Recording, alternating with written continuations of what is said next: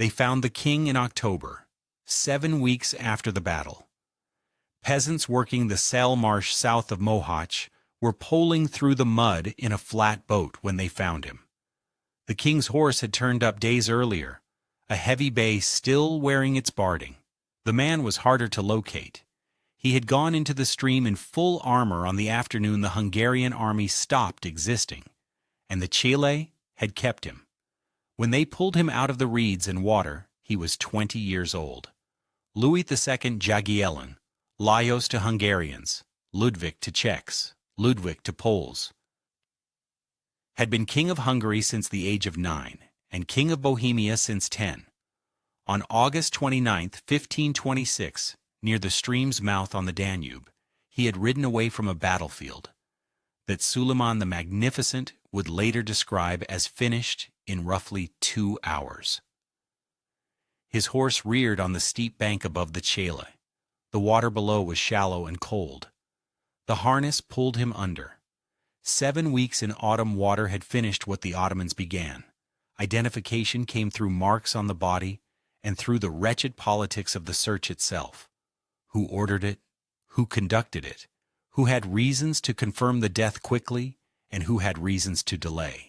That is how one of the most consequential rulers in Central Europe re-entered the historical record. Not by state funeral, not by proclamation, by forensic recognition in a marsh. The Archbishop of Esztergom, László Salkai, died at Mohács. The Archbishop of Kalocsa, Paul Tomori, who had commanded one wing of the Hungarian force, died at Mohács. 5 bishops went down that afternoon.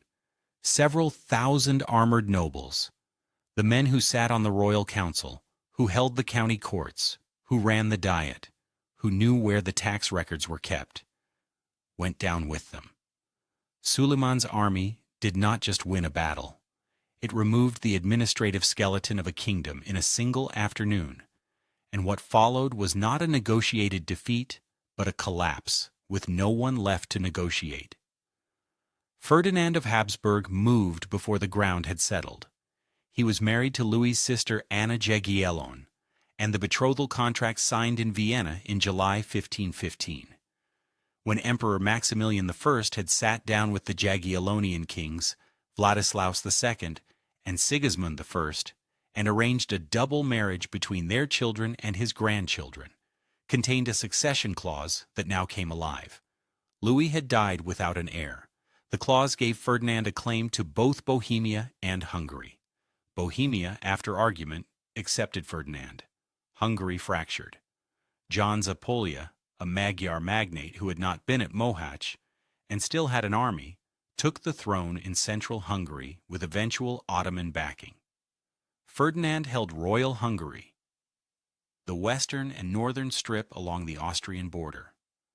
Suleiman held central Hungary and would govern it through an Ottoman pasha in Buda for the next 150 years. Transylvania became a semi-autonomous principality caught between the two.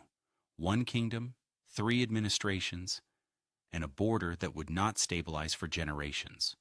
The betrothal contract that produced this had been signed when Louis was 9 years old. To begin the Jagiellonian story at the sale is not to say the family was always heading there. The dynasty that ended in that marsh had spent 140 years building something serious, and the scale of what was lost at Mohács only makes sense against the scale of what had been built before it. Kraków, 1386. Jadwiga of Anjou had been crowned King of Poland. Rex, not Regina, because the Polish nobility wanted no ambiguity about the authority sitting under the crown. At the age of 10. She was 11 when she was married to Jogaila, Grand Duke of Lithuania, ruler of the last pagan state on the European continent. Jogaila was baptized before the wedding, took the Christian name Władysław, and brought his people into the Latin Church with him. Lithuania needed a position inside the Catholic world and a partner in its long competition with Moscow over the lands of Old Rus. Poland needed the territorial depth and military manpower that Lithuania could provide, and that Poland alone could not generate. The marriage settled both problems at once and created a personal union between the two states that would deepen across the following century into something neither side had originally planned. The first serious test of whether that union could hold came 24 years later, in a field in East Prussia. On the 15th of July, 1410, the combined Polish-Lithuanian army under Władysław II Jagiellon and his cousin Vytautas met the Teutonic Order between the villages of Grünfelde, Tannenberg, and Ludwigsdorf. The order was the most prestigious crusading institution in Northern Europe, a military state of warrior monks holding the Baltic corridor, funded by donations from across Catholic Christendom, equipped with the latest plate armor, experienced in the heavy shock action of the Northern Crusades. By the end of that July afternoon, Grand Master Ulrich von Jungingen was dead in the field. So were the Grand Marshal and the Grand Commander. 203 brother knights of the order, the senior layer of its officer corps, were killed or captured. The Teutonic state survived for another century, but its capacity to present itself as the indispensable military frontier of Latin Christendom did not survive that afternoon. The victory at Grunwald brought the dynasty to the attention of courts that had previously looked past it. What followed was a slow conversion of that reputation into territorial fact. The first peace of Torun in 1411 extracted tribute and concessions from the order.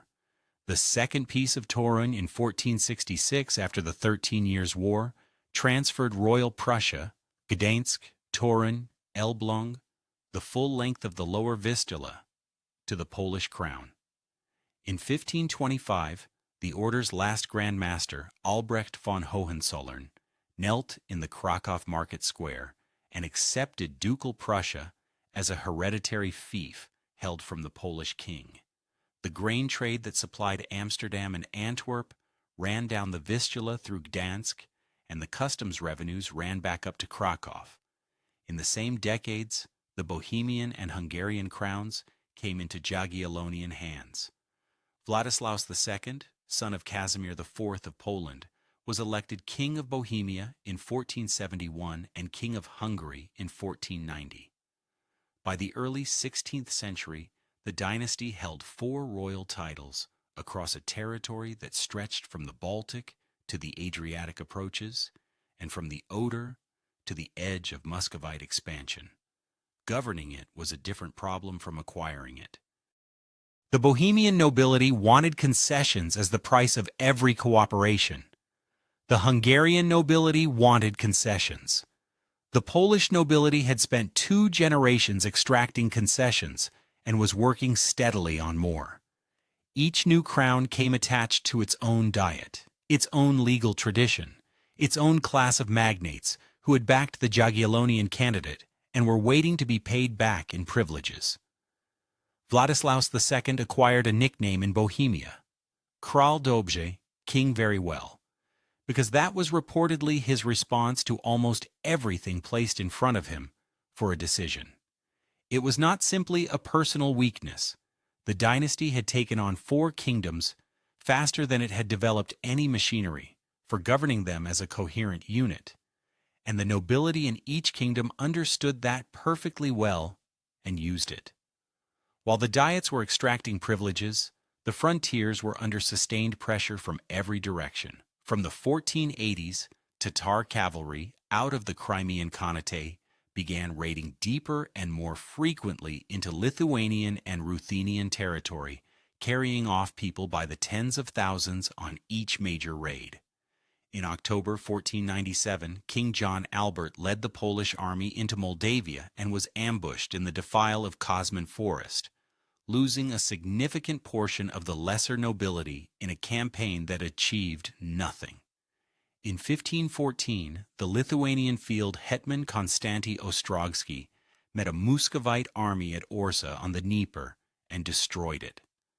A victory celebrated in printed broadsheets from Antwerp to Rome, commemorated in one of the largest battle paintings of the 16th century, and strategically insufficient to reverse the long pressure of Muscovite expansion into the lands the Jagiellons considered their eastern margin.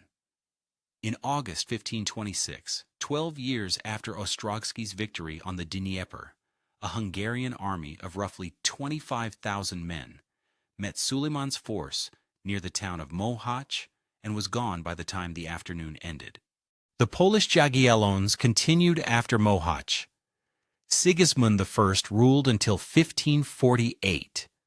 His son Sigismund II Augustus ruled until July 7, 1572, when he died without an heir in his bedroom at Kniessen, and the Polish-Lithuanian throne passed by open election to a foreign candidate for the first time. 3 years before that death, in 1569, the Union of Lublin had converted the old personal union of Poland and Lithuania into a single composite state, the Rzeczpospolita Obojga Narodów, the Commonwealth of both nations, with an elected monarchy, a bicameral parliament, and the Henrician Articles binding every future king to consult the same before going to war, raising taxes, or making major appointments. The Warsaw Confederation of 1573 guaranteed religious peace between Catholics, Lutherans, Calvinists, and the Orthodox at a moment when Paris was still counting its dead from the St. Bartholomew's Day massacre, and the Holy Roman Empire was moving toward the conflict that would eventually devastate a third of Germany. That constitutional settlement was built from habits the Jagiellons had developed across 2 centuries of ruling by negotiation and concession. It outlasted the family by more than 200 years. Parts of it became genuine political strength.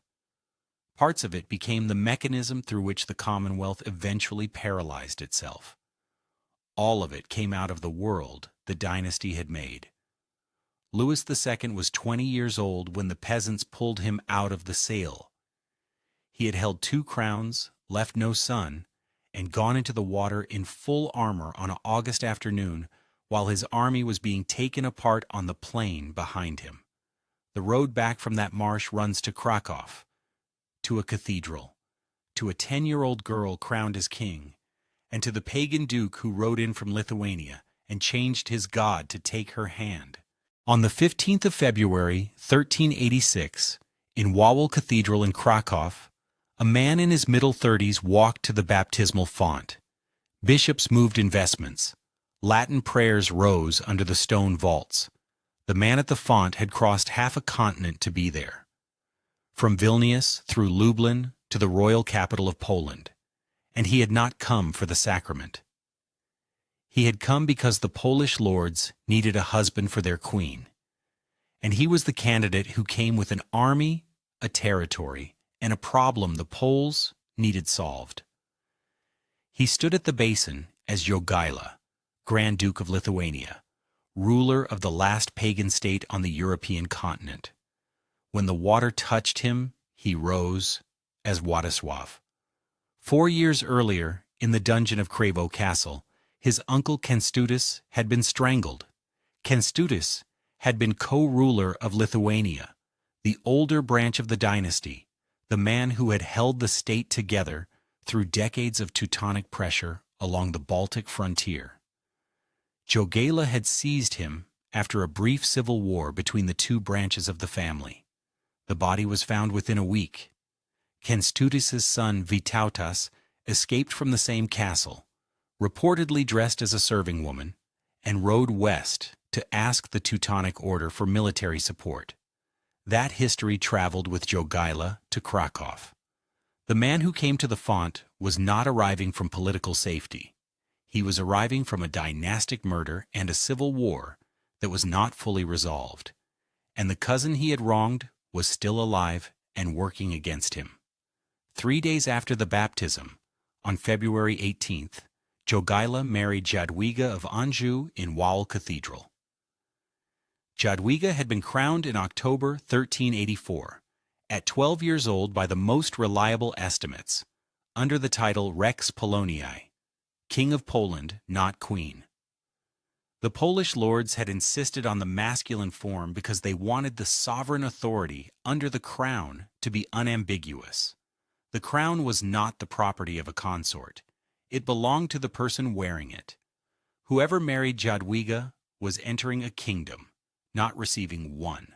Since 1375, Jadwiga had been betrothed to William of Austria, son of Duke Leopold III of Habsburg, a match her father Louis I of Hungary had arranged when she was barely a year old. The betrothal had been formalized in 1378. By the summer of 1385, when the Polish lords were already negotiating with Jogaila, William rode to Kraków in person. Chronicles describe him reaching Jadwiga inside Wawel Castle and attempting to press the betrothal into fact before the Lithuanian arrangement could close. The Polish lords expelled him. Jan Długosz, writing 70 years after the event, describes Jadwiga taking an axe to a castle door in distress at what was being decided without her. The specific detail may belong to chronicle legend rather than eyewitness record. The political decision is not in dispute. The lords overrode the queen's personal attachment because a Habsburg marriage solved none of the problems the kingdom actually faced. William of Austria came with connections inside the German world. He did not weaken the Teutonic Order. He did not open the East. He did not bring Lithuania out of paganism or turn the Grand Duchy from a military threat on the northeastern frontier into a partner. A Polish queen married to a Habsburg would have placed the Polish crown inside an Austrian dynastic orbit whose interests were oriented toward the Empire and Bohemia, not toward the Baltic or the Ruthenian steppe. The lords needed a husband who addressed the kingdom's geography, not one who fitted its social preferences. The terms of his candidacy had been set out on the 14th of August 1385 in a wooden hall in the Lithuanian town of Kraków.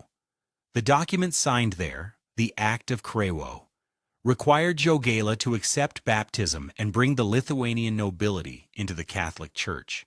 He would marry Jadwiga and receive the Polish crown. He would recover lands lost by Poland and Lithuania to the Teutonic Order. And he would applicare, the word translates roughly as attach, incorporate, or associate, his Lithuanian and Ruthenian territories to the Polish crown. That single Latin verb produced 6 centuries of argument. Polish lords read applicare as full incorporation of Lithuania into the Polish kingdom. Lithuanian magnates read it as a personal union of 2 distinct states under one ruler. The text could carry both readings, and that capacity was not an accident of poor drafting. It was the condition under which the document could be signed at all.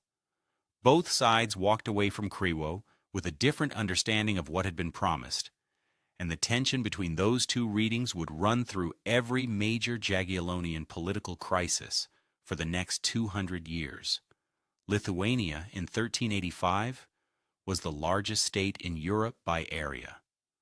Under Jogaila's father Algirdas, it had pushed south to the Black Sea coast, defeated the Golden Horde at Blue Waters in 1362, and absorbed Kiev, Volhynia, and the Ruthenian territories of the old Rus principalities. Its Grand Duke ruled Lithuanian pagans in the dynastic heartland, Orthodox Ruthenians across the vast eastern and southern territories, and a frontier nobility whose loyalty was renewed generation by generation through privilege and concession rather than inherited obligation. The state's administrative language in the east was Ruthenian Slavic. Its dynastic core was pagan. That gap, a small pagan center governing a large Orthodox body, was the central constitutional problem of the Jagiellonian state, and no act of baptism resolved it. For the Teutonic Order, Lithuanian paganism had been more than a religious fact. It had been the justification for everything the order did in the north. The order had been founded as a crusading institution, and its entire claim to land, revenue, military recruits, and diplomatic standing in Europe rested on the argument that it was fighting a holy war against pagans on the frontier of Christendom. From the late 13th century, it had organized the Rysen, annual armed expeditions into Lithuanian territory, drawing volunteers from across Catholic Europe. Henry of Derby, the future Henry IV of England, rode on Rysson in 1390 and 1392. French knights came. Bohemian lords came. The order's ability to attract them depended entirely on Lithuania remaining pagan and therefore remaining legitimate prey. A Catholic Grand Duke of Lithuania could not be presented to Rome or to the crusading public as a target for holy war. The order would not stop fighting. The structural conflicts over territory and access to the Baltic were too deep for theology to dissolve. But the diplomatic argument that had sustained the order's international recruitment and fundraising for a century would collapse the moment Jogaila stood at the font. Jogaila understood this. The Polish lords understood this. The conversion was a political calculation before it was anything else, and both sides of the new union needed its effects. On the 4th of March, 1386, 2 weeks after the wedding, Jogaila was crowned in Wawel Cathedral as Władysław II Jagiełło, King of Poland. The following year, he returned to Vilnius with Polish clergy, founded the cathedral there, and began the formal Christianization of ethnic Lithuania. Pagan groves were felled. Sacred fires that had burned for generations were extinguished under episcopal supervision. Idols were destroyed. Resistance in Samogitia, the northwestern region where paganism ran deepest, would continue for another generation and require separate missionary campaigns before Rome accepted that the conversion was substantive rather than ceremonial. The Polish lords had backed Jogaila because he was useful, not because they trusted him. They watched for signs that Lithuanian priorities would override Polish ones in every council decision, every military campaign, every appointment to church and state office. The Lithuanian magnates watched Vilnius for signs that Polish clerics and Polish law would crowd out existing arrangements in the Grand Duchy. Vytautas, still alive and still aggrieved, watched everything. Within 5 years, he was in open rebellion. By 1401, he had forced Jogaila to accept him as Grand Duke of Lithuania in his own right, under the union of Vilnius and Radom, a settlement that quietly shifted the balance away from the incorporationist reading of Kryło and toward the personal union reading the Lithuanians had always preferred. The Orthodox lords in the Ruthenian East watched too. A Catholic ruler over an Orthodox majority was a problem that no Latin document resolved. The Jagiellonian state would manage that gap across the following 2 centuries through local privilege, exemption, selective pressure, and periodic negotiation. It did not solve the problem. It administered it, and the administration required constant attention. What had been created at Kraków in February 1386 was not a merger. It was a survival arrangement between parties who each had something the other needed and neither could produce alone. Poland brought Latin Christian legitimacy, a royal title recognized in Rome, written law, a developed noble class, a political vocabulary that could address the empire and the curia directly. Without that, Lithuania was a frontier power with no language for itself in the Western world. Lithuania brought territory, an army that had spent decades learning exactly how the Teutonic Order fought, and a conversion that removed the crusading argument at its foundation. Without that, Poland was a middle-ranked kingdom, caught between German and Hungarian pressure, with no way to relieve its eastern frontier. The Teutonic Order, for its part, did not dissolve because Jogaila had been baptized. Its castles still stood the length of the Baltic, from Königsberg to Marienburg. Its knights still rode. Its diplomats in Rome argued, with some accuracy, that a generation of converts under royal compulsion could not be assumed sincere. Its state still pressed the Polish-Lithuanian frontier along the lower Vistula and through the forests of Samogitia. 24 years after the baptism at Kraków, That argument would be settled in a field between three small villages in East Prussia, and the dynasty that had begun at the font would show Europe what it had actually built. By sundown on the 15th of July 1410, the Grand Master of the Teutonic Order lay dead in the long grass between three Prussian villages, and 203 of his brother knights were dead with him. The villages were Grunwald, Tannenberg, and Ludwigsdorf, Stembark, Wadwigowo, and Grünfelde in their other names, the same field carrying different syllables for different memories. The dead included the Grand Marshal Friedrich von Wallenrode, the Grand Comte Kuno von Liechtenstein, and the bulk of the senior officer class of the most prestigious crusading institution in Northern Europe. The order's own death book, the Totenbuch kept at Marienburg, listed them by name, by office, and by the position they had held in a hierarchy that no longer existed after that afternoon. 12 pages of obituary for one battle.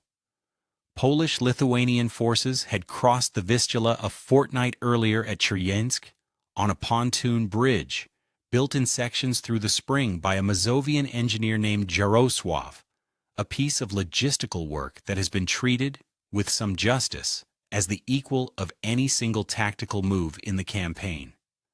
The bridge meant that two armies, one from the Crown of Poland and one from the Grand Duchy of Lithuania, could combine on the far side of the river before the Teutonic command had time to interpose. The order had assumed the Vistula would do its work for it. The Vistula had been crossed.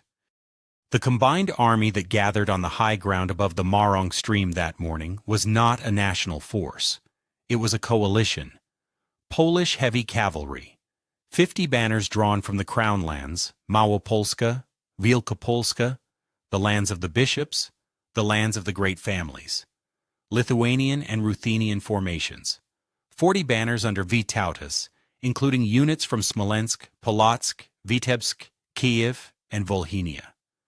A Tatar contingent of perhaps 2,000 or 3,000 under Khan Jalal ad-Din, son of the deposed Toktamish, fighting for Vytautas in exchange for political backing against the Golden Horde. Czech and Moravian volunteers, among them the future Hussite commander Jan Žižka. Modern estimates of total strength range from 29 to 39,000 men. The Teutonic army facing them, perhaps 21 to 27,000, was smaller but more uniform. A Western military culture built around the heavily armored lance, trained for the kind of shock action that had worked on every Baltic frontier for a century. The Allied army had quality, mass, and variety. Those three things work against each other unless command holds them together through the whole of a long engagement. Władysław Jagiełło, 24 years a Christian king, commanded the whole. Vytautas, his cousin, now Grand Duke of Lithuania in his own right, took the left wing personally. The Polish line in the center and right held under the king's banner, with the sword-bearer Zindram of Maszkowicz in tactical command. The Chancellor, Mikołaj Tromba, stood near the king. Jan Długosz the Elder, father of the chronicler who would later write the most detailed Polish account of the battle, fell on the field that afternoon. The order's command structure had no such layering. Grandmaster Ulrich von Jungingen was on the field in armor, not behind it. Wallenrode held the left, Liechtenstein the right. The order fought the way its culture taught: visible leadership at the front, banners forward, brother knights in the line of contact. That worked when battles were small, fast, and decisive. At Grunwald, it would expose every senior commander to the same weapons that killed common spearmen. Men in mid-July plate armor do not wait comfortably. Steel heats in the sun from dawn. Horses tire under barding before they have moved a yard. Field discipline phrase. The Polish position lay in woodland and shade above the slope. The order had drawn up in open ground below, expecting the attack to come down to them. The attack did not come. Jagiełło heard mass. He heard it again. He delayed. Whether the delay was deliberate tactics or genuine devotion is a question Jan Długosz answered one way, and modern military historians have answered several other ways. What is not in dispute is that the Teutonic line stood in the July heat through the morning, while the Allied line waited in the trees. Eventually, two heralds rode out from the order's position carrying two naked swords. The gesture carried a specific meaning under the medieval law of arms: a challenge to come down and fight, an offer of weapons to an enemy presumed too afraid to advance. The heralds delivered the swords to Jagiello through Vytautas. The words attributed to von Jungingen in the Chronicles survive only in Polish sources written after the victory, and should be read with that in mind. What the gesture revealed clearly enough was that the Teutonic command needed the battle to start and could not afford to wait through another hour of sun and stillness while the Allied army stood in the shade. Jagiello accepted the swords, prayed over them, and gave the order to advance. The Lithuanian wing under Vytautas went in first. The opening assault on the order's left was fast and mobile. Lithuanian, Ruthenian, and Tatar formations fought differently from Western heavy cavalry: looser, more willing to break contact and reform, comfortable with feigned withdrawal as a tactical instrument, because the steppe frontier had taught them it worked. Within perhaps an hour, parts of the Lithuanian wing were pulling back from the Teutonic line under heavy pressure. Brother Knights and Western volunteers pursued.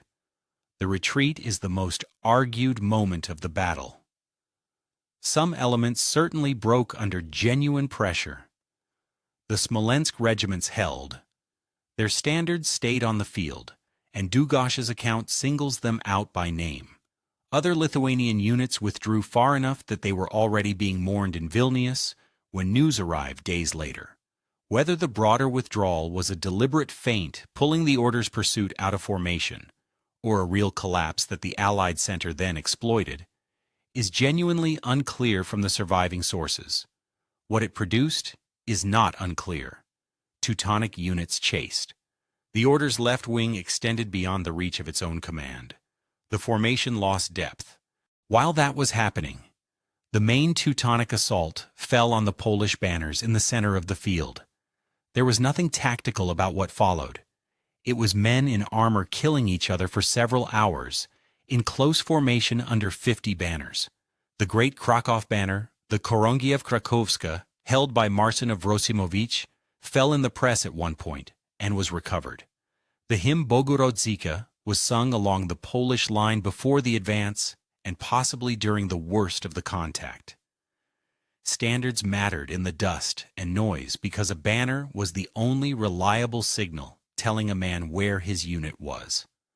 When it fell, the men around it could lose orientation in seconds. When it rose again, they could find their line. The Kraków banner rose again. The Polish center held under direct pressure long enough for the Lithuanian and Ruthenian forces to return to the field on the wing and for the Teutonic pursuit to lose its way in the gap between the two engagements. Then Ulrich von Jungingen committed his reserve. With his line bleeding and his left command gone, the Grand Master sent 16 banners of Brother Knights and Western volunteers, the hardest formation he had, directly against the Polish position around the king. The intent was to break the center, kill or capture Jagiello, and end the battle in one stroke. The reserve went in too late, against a center that had already absorbed and survived the main blow, and into a counter-movement that Polish and returning Lithuanian forces brought against its flank. Von Jungingen died in that final push, almost certainly from a spear thrust delivered by a footman whose name no chronicle preserves. The order's command structure collapsed with him. Wallenrode, Liechtenstein, the senior officers, the Brother Knights who had ridden in the reserve, they were cut down in a contracting pocket within sight of the Grand Master's body. A military religious institution built entirely on visible leadership had lost almost its entire visible leadership in the space of perhaps 30 minutes, and without them, The army had no mechanism for holding its shape. The surviving Teutonic units broke for their wagon fort in the rear. The wagon fort fell. The camp was taken. Pursuit ran into the night. Prisoners were stripped of armor and counted.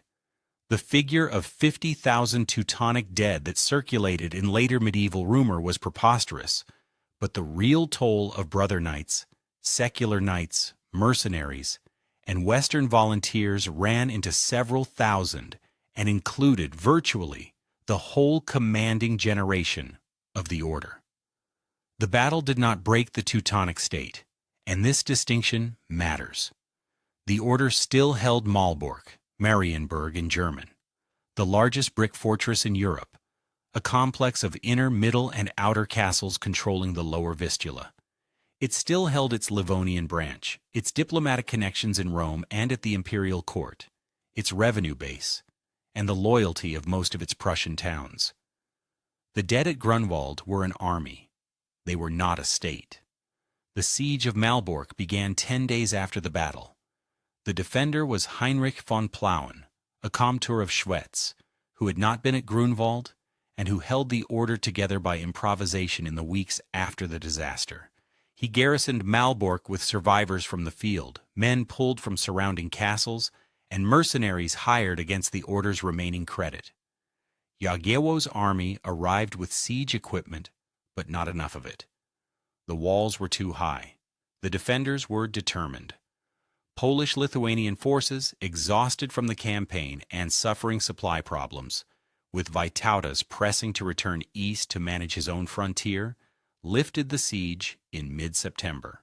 The First Peace of Turin, signed on 1 February 1411, gave Poland and Lithuania less than the battlefield had seemed to promise. Samogitia was returned to Lithuania, but only for the lifetimes of Jagiellon and Vytautas, a concession that expired with the men rather than passing to their successors. The order paid an indemnity of 100,000 kopas of Bohemian groschen, heavy enough to strain its finances for a generation, but not heavy enough to break the institution. Pomerelia, the corridor between the Polish lands and the Baltic coast, remained in Teutonic hands. Poland did not yet reach the sea.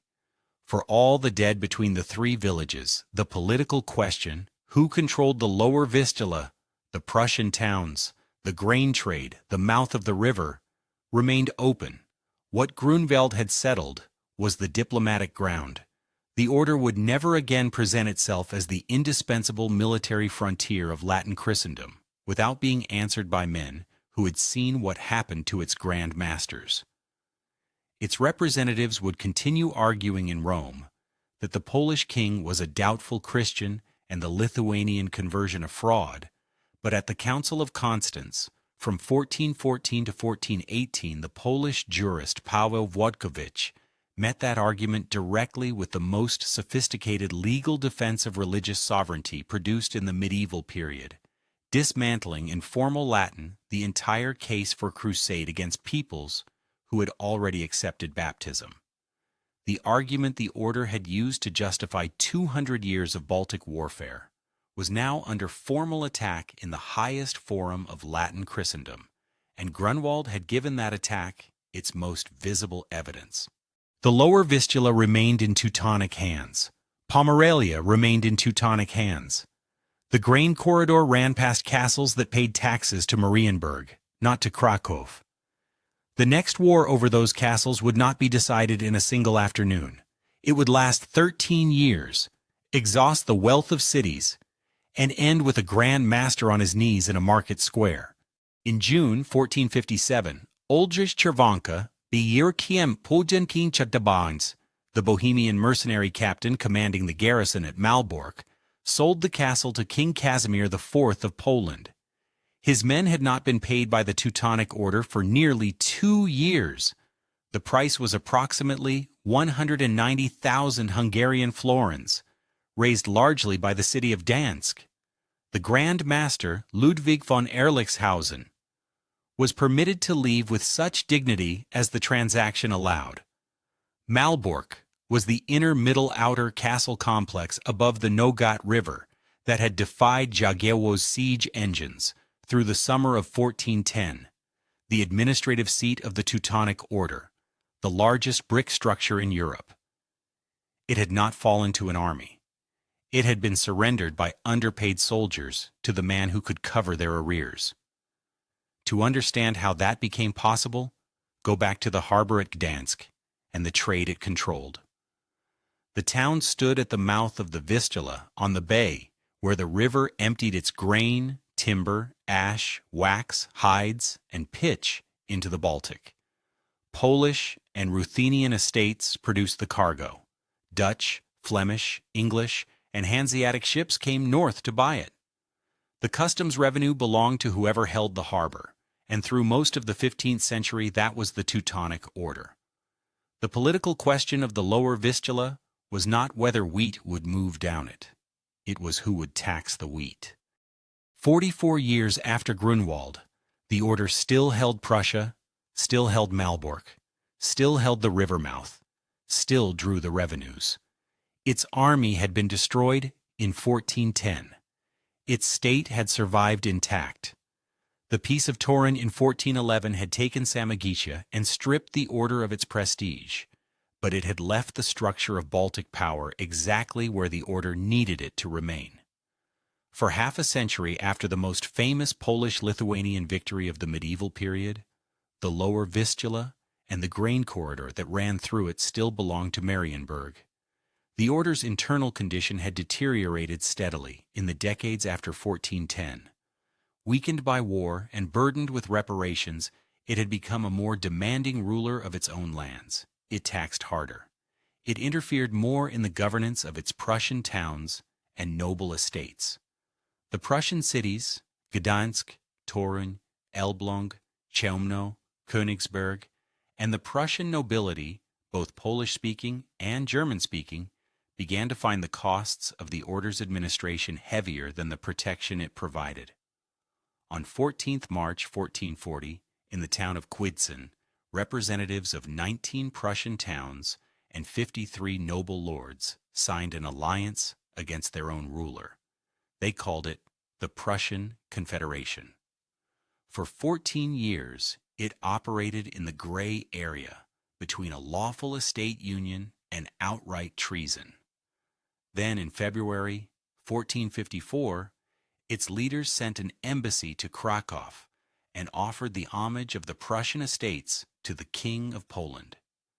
Casimir IV accepted the homage of the Prussian estates and formally incorporated Prussian territory into the Polish crown on the 6th of March, 1454. He was 26 years old. He had been Grand Duke of Lithuania since 1440, placed on the Lithuanian throne at 13 after the assassination of his predecessor Sigismund Constantius. He had been King of Poland since 1447, after long negotiation with Polish nobles who had been in no hurry to confirm a Lithuanian-raised king. He had married, that same February of 1454, Elizabeth of Habsburg, who would bear him 13 children, 6 of whom would die wearing crowns.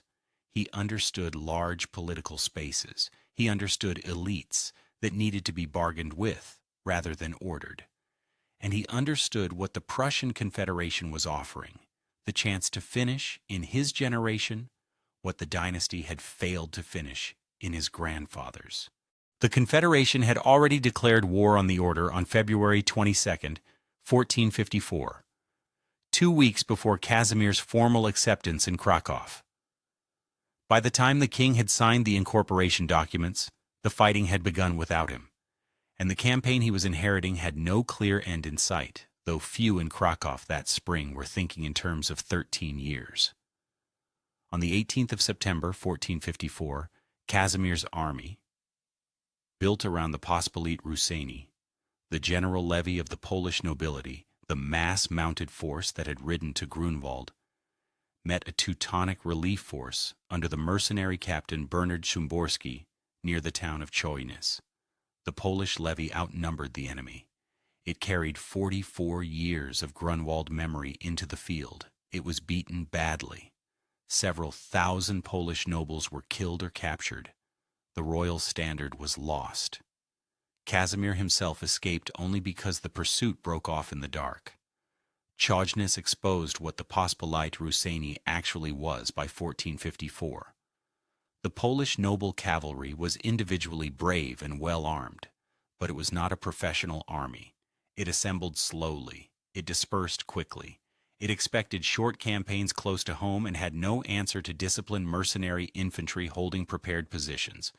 The order, even in decline, was hiring professionals from Bohemia, Silesia, Silesia, and Germany, men who fought because they were paid and who stayed in the field as long as the contract held. Casimir's confidence had outrun his treasury. The war that followed Jagiellons was not decided by cavalry engagements. It was decided by who could sustain the financial burden of hiring, paying, and keeping professional soldiers in the field across 13 years of attritional campaigning. Mercenaries had to be hired. Mercenaries had to be paid on time, or they sold what they held to whoever covered the arrears. Castles had to be supplied through winters. Sieges had to be maintained across multiple seasons. Ships had to be built. The Polish Gdansk naval victory at the Vistula Lagoon on September 15, 1463 was the result of years of harbor expenditure on warships that had not existed in 1454.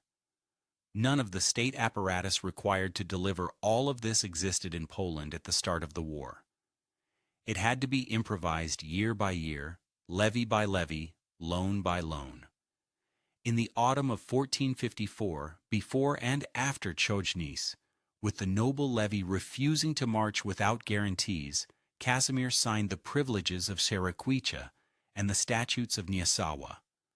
By their terms, the king could not summon the general levy or issue new laws without first obtaining the consent of the regional assemblies, the Sejmiki. In exchange for the right to make war, the crown had conceded to the gentry the legal right to be consulted before it happened. The constitutional shape of the Polish state was being written into military payroll agreements and campaign concessions, clause by clause, for stage 4. Across the years of the 13 Years' War, cities extracted their own terms. Gdansk, above all. The city advanced enormous sums to the crown across the war years, for the Malbork purchase in 1457, for the warships of 1463, for the mercenary captains of the later campaigns. In return, it received a series of charters, immunities, and privileges that made it effectively self-governing in matters of trade, jurisdiction, and harbor control. The great privilege of 1457 turned Gdansk into a near-autonomous city-state under the loose sovereignty of the Polish king. The crown took the sovereignty. The city took the administration of everything that made the sovereignty worth having. The mercenary market operated on the same logic. The order had hired professionals first, and after Jagiellons, they were the decisive instrument on both sides. Their commanders negotiated in the language of wages, billeting rights, prize entitlements, and arrears. When a contract lapsed and payment did not come, they sold what they held. The order's Bohemian garrisons at Malbork, Chiu, and Iława, unpaid for months, then for years, transferred their castles to whoever covered the debt. Czerwonka at Malbork in 1457 was the largest of these transactions, but not the only one. On the field, the war slowly turned in Poland's favor once professional troops replaced the levy. The Polish commander Piotr Dunin, fighting with hired soldiers, won the open Battle of Świecino on September 17, 1462. The Vistula Lagoon fell to the Gdansk fleet in 1463. Chojnic, the town where the royal standard had been lost in 1454, fell to Polish Gdansk forces in September 1466. The second peace of Torun was signed on the 19th of October, 1466. Its terms divided Prussia in two. The western and central lands, Royal Prussia, passed to the Polish crown. Gdansk, Torun, Elbląg, Malbork, the bishopric of Warmia, the corridor linking the Polish interior to the sea, The eastern lands, Ducal Prussia, remained under the Teutonic Order, but the Grand Master became a vassal of the Polish king, owing homage for his territory, sitting in the royal council, summoned to royal service in war. The order kept Königsberg. The order kept its institutional structure. It did not keep its independence. The grain trade that followed from this settlement reshaped the Polish economy across the following century. By the early 1500s, Gdansk was handling more than 70% of Polish foreign trade by value. The wheat and rye that fed the Dutch Republic during the 80 Years' War moved down the Vistula past Royal Prussian customs houses and into Baltic shipping lanes. The Polish szlachta, the nobility, discovered that its estates could be converted into grain export operations, and the institutional structure that made this possible was the folwark. The domain worked by labor service from peasants whose obligations were progressively increased and whose freedom of movement was progressively restricted by the same that was simultaneously building the Commonwealth's parliamentary architecture, the legislation that gave the nobility political rights, and the legislation that bound the peasantry to the land, moved through the same assemblies in the same decades. Casimir IV understood before he died in 1492 what the war had cost alongside what it had won.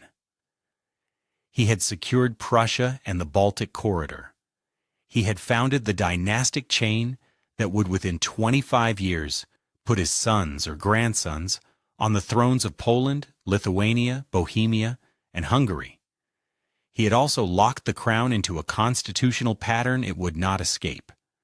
The gentry that had extracted the statutes of Nysawa now controlled the economic engine the war had secured. The cities that had financed the campaigns now governed themselves under royal charters they had purchased with their own money. The crown could be powerful only by bargaining with the people whose cooperation it needed, and every major war reset the terms of that bargain in the nobility's favor. That pattern was not simple weakness. It was a different theory of how a monarchy should work.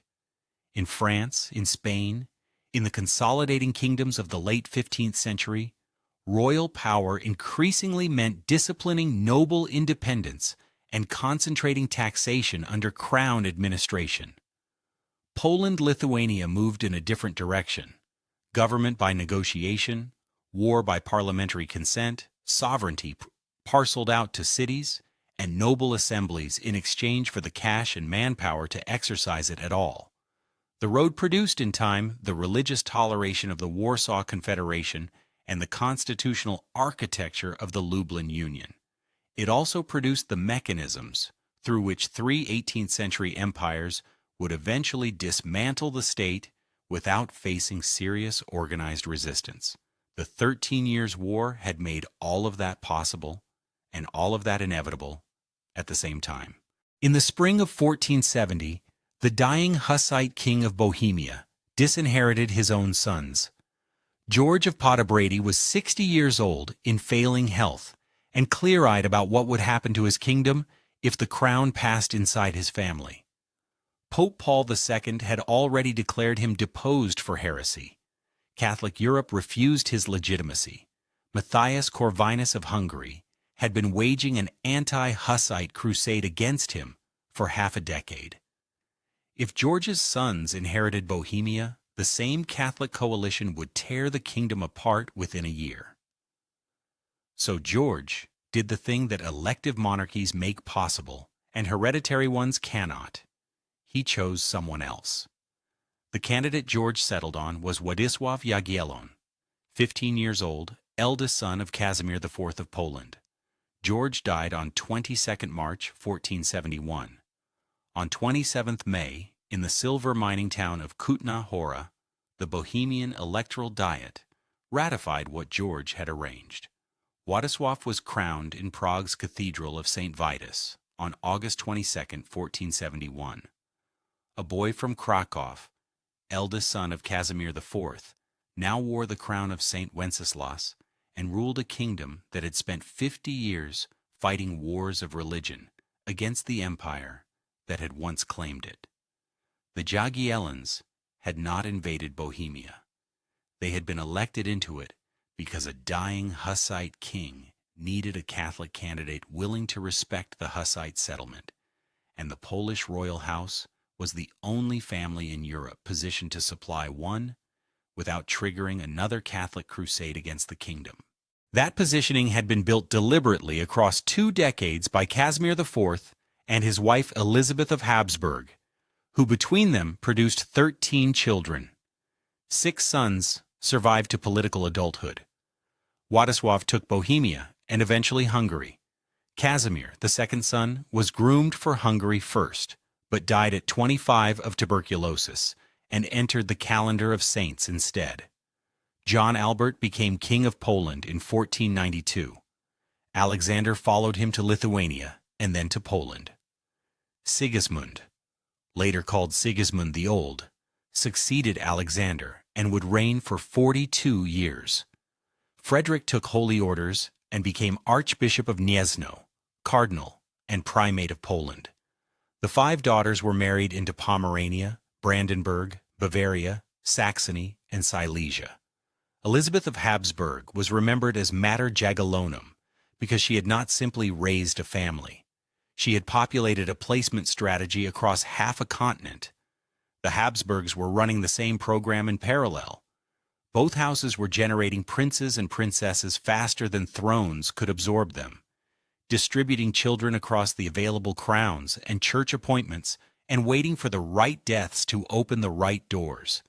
The most consequential political instrument of the late 15th century was the marriage contract, and both dynasties understood this with complete clarity.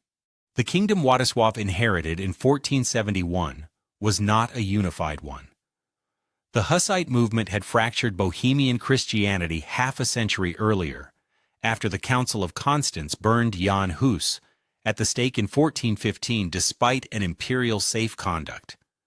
The Hussite Wars, from 1419 to 1436, had produced something almost unique in late medieval Europe. A peasant and burgher religious army that defeated 5 successive papal crusades under the command of Jan Žižka, the one-eyed Hussite general who had fought as a Polish volunteer at Grunwald. The settlement that ended the wars, the Compactada of Basel in 1436, recognized lay communion in both kinds for Bohemian Christians and remained the legal foundation of Bohemian religious life when Władysław arrived. Władysław was Catholic. He accepted the Compactada. He inherited a kingdom divided between Utraquist Hussites in the towns and lesser nobility, Catholics among the great magnates and German-speaking populations, and the small congregations of the Unity of Brethren that would later, in another country, become the Moravian Church. He ruled by not pressing any of them. His Bohemian nickname has survived 5 centuries, Król Dobrze, King Very Well. The chroniclers reported that whatever proposal was placed before him, he answered with Bene, and the name captured the man and the political system he was operating in equally well. Władysław was not without intelligence. He was a survivor in an environment where Catholic and Utraquist estates, German and Czech speakers, magnate and lesser noble factions would have destroyed any king who attempted to govern them with a firm hand. He governed by consent because consent was the only instrument his throne carried. Matthias Corvinus of Hungary had been elected anti-king of Bohemia by the Catholic estates in 1469 and spent the following decade contesting Władysław's title.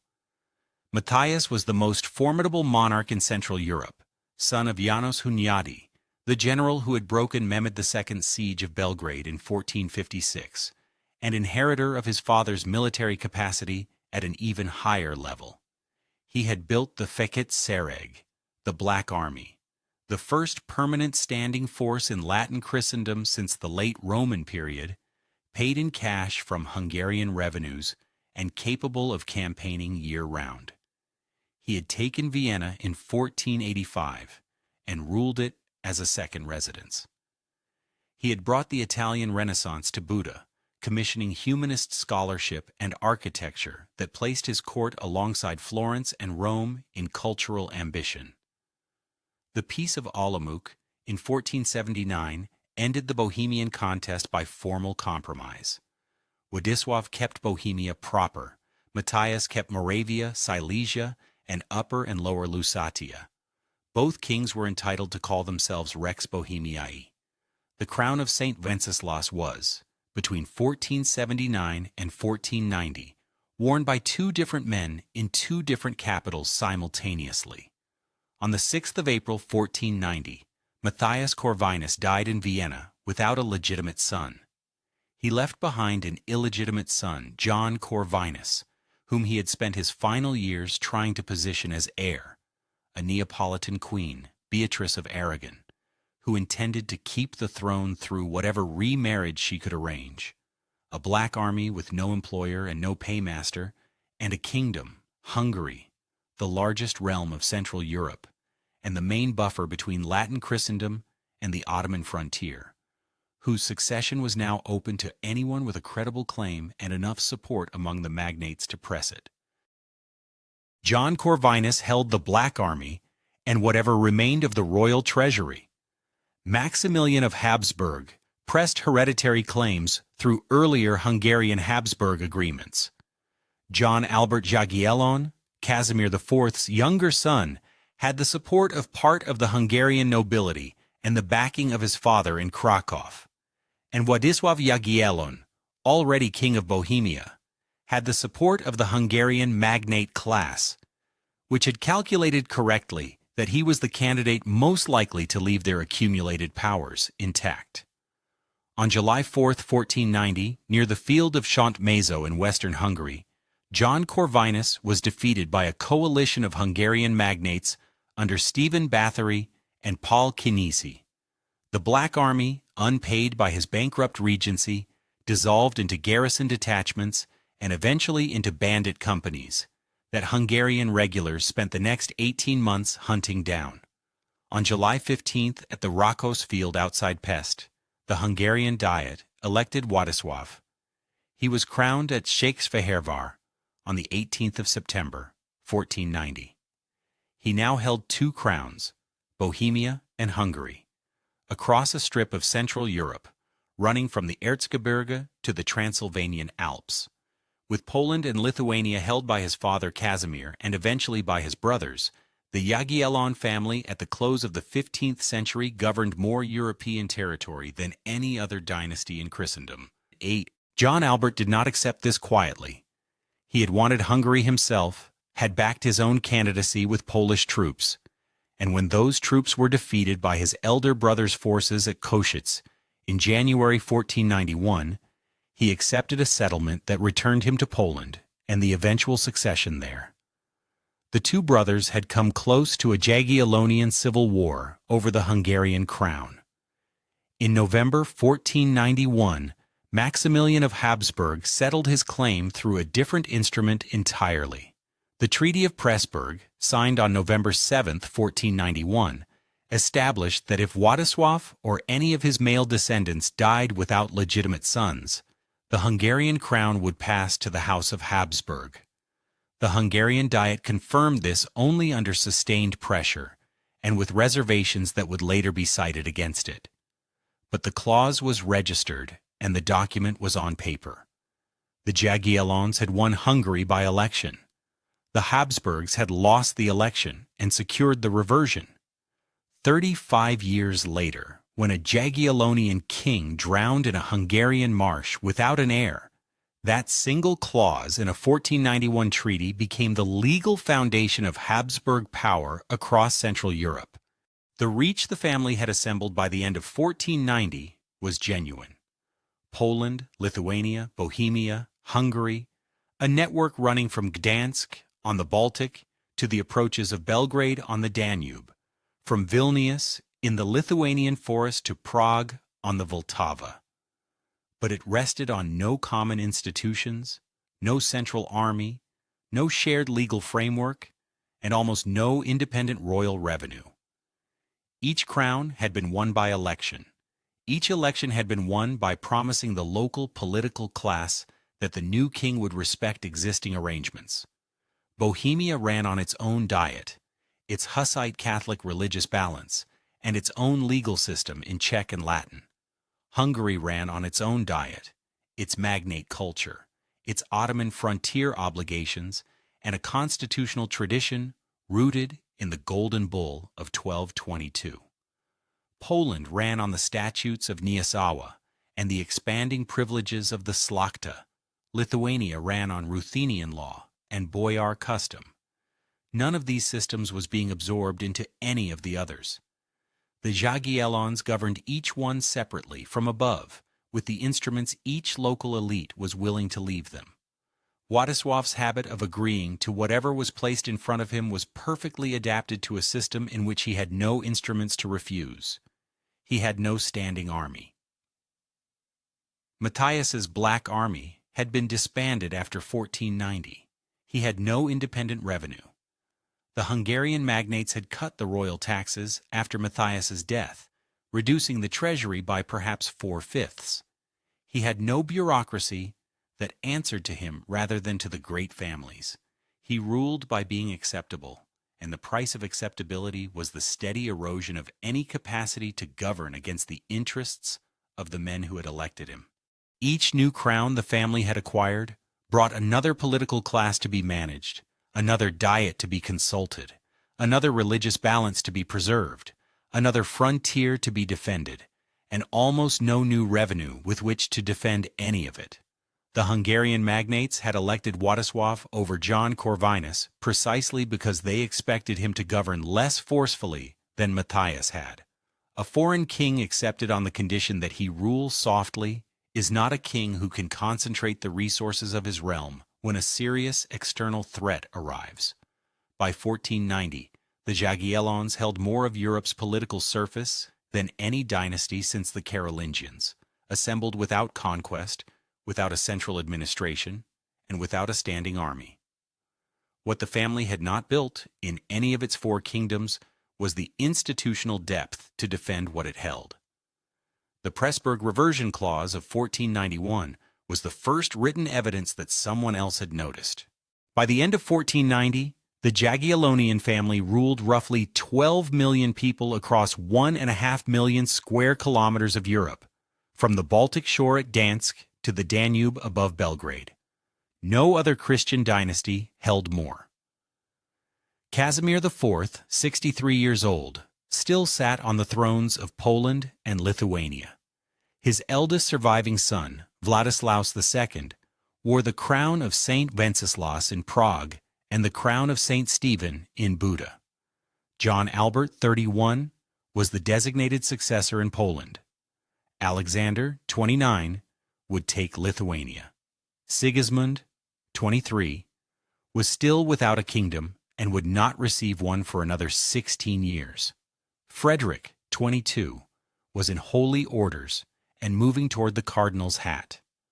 5 daughters had been married into Pomerania, Brandenburg, Bavaria, Saxony, and Silesia. The family occupied an arc across European politics that no other house in Latin Christendom could match. The Habsburgs, the only comparable dynasty, ruled perhaps 3.5 million people in 1490. Lower and Upper Austria, Inner Austria, Tyrol, and the contested Burgundian inheritance that Maximilian had married into in 1477. Maximilian was 31, with energy, debt, and ambition, and his eventual continental reach lay almost entirely in the future. In 1490, the Jagiellonian map was 3 to 4 times the size of his own, contained more major cities, drew on richer agricultural lands, and crossed more military frontiers. By every measure, a 15th century chancellery would have used to assess dynastic weight. The Jagiellons sat above every other house on the continent. The 4 crowns rested on 4 entirely separate administrative foundations. The Polish royal chancellery worked in Latin and Polish. The Lithuanian Grand Ducal Chancellery worked in Ruthenian and would continue to do so until the Lithuanian Statute of 1566. The Bohemian Chancellery worked in Latin and Czech. The Hungarian Chancellery worked in Latin alone, because Hungarian itself would not become an official language of state for another 3 centuries. Royal Prussia added a fifth working language at the urban level, German. Documents moving from one part of the family's lands to another required translation, copying, and the negotiation of separate legal forms at each border. The monetary systems were equally distinct. The Polish zloty, the Lithuanian gross, the Bohemian Prague groschen, and the Hungarian gold florin circulated in separate zones with different debasement histories and different bullion sources. A merchant traveling from Kraków to Buda changed money twice along the road. The political assemblies of the four kingdoms had no mechanism for speaking to each other at all. The Polish Sejm and its regional sejmiki operated under the statutes of Nieshawa. The Lithuanian Seimas answered to boyar and magnate custom. The Bohemian Diet organized itself by estates, with the towns chronically restive within that structure. The Hungarian Diet had cut the royal taxes by perhaps 4/5 after Matthias's death, and would not restore them in Vladislaus's lifetime. A king holding two crowns had to summon two diets separately and pay two political prices for any single decision touching both kingdoms. The military systems operated on the same fragmented basis. The Polish noble levy, the Lithuanian boyar contingents, the Bohemian mercenary tradition, and the Hungarian professional force that had collapsed with the Black Army, and the Jagiellons could not move the soldiers of one kingdom into the defense of another without first securing diet consent, treasury funding, and magnate cooperation in each realm simultaneously. In practice, that combination of requirements was never met. In Kraków, the royal court at Wawel was about to be rebuilt by Italian masters into one of the early masterpieces of Renaissance architecture north of the Alps. In Vilnius, the Grand Ducal capital faced east into Ruthenian Orthodox lands as much as west into Catholic Poland. In Prague, Vladislaus II had inherited Charles IV's Bohemian capital, with its university, its cathedral, and its Hussite political memory intact. In Buda, the Italianate court of Matthias Corvinus had to be maintained on a fraction of Matthias's revenues, which meant the court began slowly to decay around its own treasures. 4 capitals, 4 political cultures, one family name held across all of them, and no administrative mechanism connecting any of the 4 to any of the others. The contrast with the Habsburg method was sharpest at exactly this point. Maximilian's father, Frederick III, had spent decades accumulating reversion rights, signing treaties that would activate in future generations, building legal frameworks designed to survive dynastic uncertainty. The 1491 Pressburg Agreement, giving the Habsburgs the Hungarian succession if the Jagiellon male line failed, was one product of that method.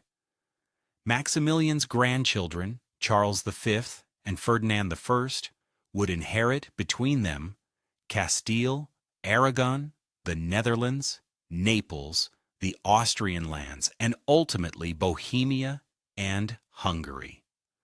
The whole center of the continent would be Habsburg-bordered by the middle of the 16th century, assembled not through conquest, but through the patient accumulation of legal claims against contingencies that had not yet occurred. The Jagiellonian strategy ran in a different direction. It placed sons on available thrones in the present generation, assumed the male line would continue, and did not write reversion clauses into its own treaties, or buy insurance against the failure of that line. In 1490, with 6 adult sons in the family, that assumption looked entirely reasonable. By 1572, all 6 of those sons and all of their direct male descendants would be dead, and the last Jagiellon king would die childless in his bedroom at Kniessen. Casimir IV himself had married a Habsburg, Elizabeth was the daughter of Emperor Albert II, and the alliance had functioned. His sons sat on thrones. His daughters were placed in dynasties that produced social, if not always political, returns. The crown of Saint Stephen and the crown of Saint Wenceslas had been added in one generation without a major Polish-Lithuanian military campaign. The reach was real, and it had been assembled at relatively low cost. The structural problem it concealed can be stated directly. In a system where the king was a negotiated figure, elected in Bohemia and Hungary, bound by constitutional concessions in Poland and Lithuania, every additional crown multiplied the number of political bodies requiring management without multiplying the resources available to manage them. A Jagiellonian king holding Poland and Lithuania could call on Polish and Lithuanian armies with consent. A Jagiellonian king additionally holding Bohemia and Hungary needed 4 separate consents for joint action and received, in practice, almost none. The 4 kingdoms could not be combined into a single political instrument because the political classes of each had elected their Jagiellonian king specifically on the understanding that no such combination would be attempted. Outside the family's borders, the surrounding powers were not standing still. To the east, Ivan III of Moscow was completing the unification of northeastern Rus, and would in 1493 take the title Sovereign of all Rus, a claim that reached directly into the Ruthenian lands of the Grand Duchy of Lithuania, and gave Moscow a legal vocabulary for future pressure on the dynasty's eastern frontier. To the south, the Ottoman Empire under Bayezid II was consolidating its grip on the Balkans and pressing the Hungarian border with raids and increasingly serious campaigns. To the north, the Crimean Khanate, an Ottoman vassal since 1475, was beginning the slave raids on Lithuanian and Ruthenian lands that would, over the following century and a half, carry between 1 and 2 million people south to the Black Sea markets. Casimir IV died on June 7, 1492. His 4 kingdoms passed to 4 different sons across the next decade. Vladislaus already holding Bohemia and Hungary, John Albert taking Poland, Alexander taking Lithuania, Sigismund still waiting. The personal union of Poland and Lithuania that Casimir had carried in one person split into 2 persons in 1492 and would not be reunited until 1501. The 4 thrones, briefly held by the family at unprecedented geographic reach, were now held by 4 different men with 4 different sets of priorities, and the absence of any institutional bond between the kingdoms became a working fact of European politics rather than a theoretical weakness. What Casimir had built was a dynastic network of extraordinary geographic extent resting on no common administrative foundation. The Habsburgs, working more slowly and more legally, were building something designed to survive the deaths and failures that any dynasty would eventually face. Both programs were running simultaneously across the 1490s, and the continent would not know which had worked until the Jagiellons started running out of sons. In the summer of 1497, Stephen the Great of Moldavia ordered his subjects to fell trees along the forest passes leading north out of his country. He was almost 60 years old and had been voivode of Moldavia for 40 of them. By Moldavian tradition, he had fought more than 30 pitched battles, losing only 2, and had survived campaigns against Hungarians, Tatars, Wallachians, and Ottomans in succession. At Vaslui in 1475, his forces had broken Sultan Mehmed II's invasion of Moldavia. 10 years later, having lost the Black Sea ports of Kilia and Ackerman to Sultan Bayezid II in 1484 and failed to recover them, he had ridden north to pay homage to Casimir IV of Poland at Kolomia, a paper alliance he had accepted as diplomatic cover, and never intended to honor beyond its immediate usefulness. When his agents in Kraków reported in May 1497 that the King of Poland was raising an army of 40,000 to 50,000 men under cover of a crusade to retake those same ports, Stephen understood what was coming and spent the summer preparing for it in the forests.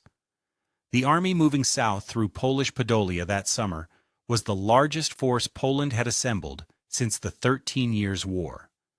John Albert, King of Poland since 1492, was 37 years old, humanist-educated, ambitious, and a second-rate soldier.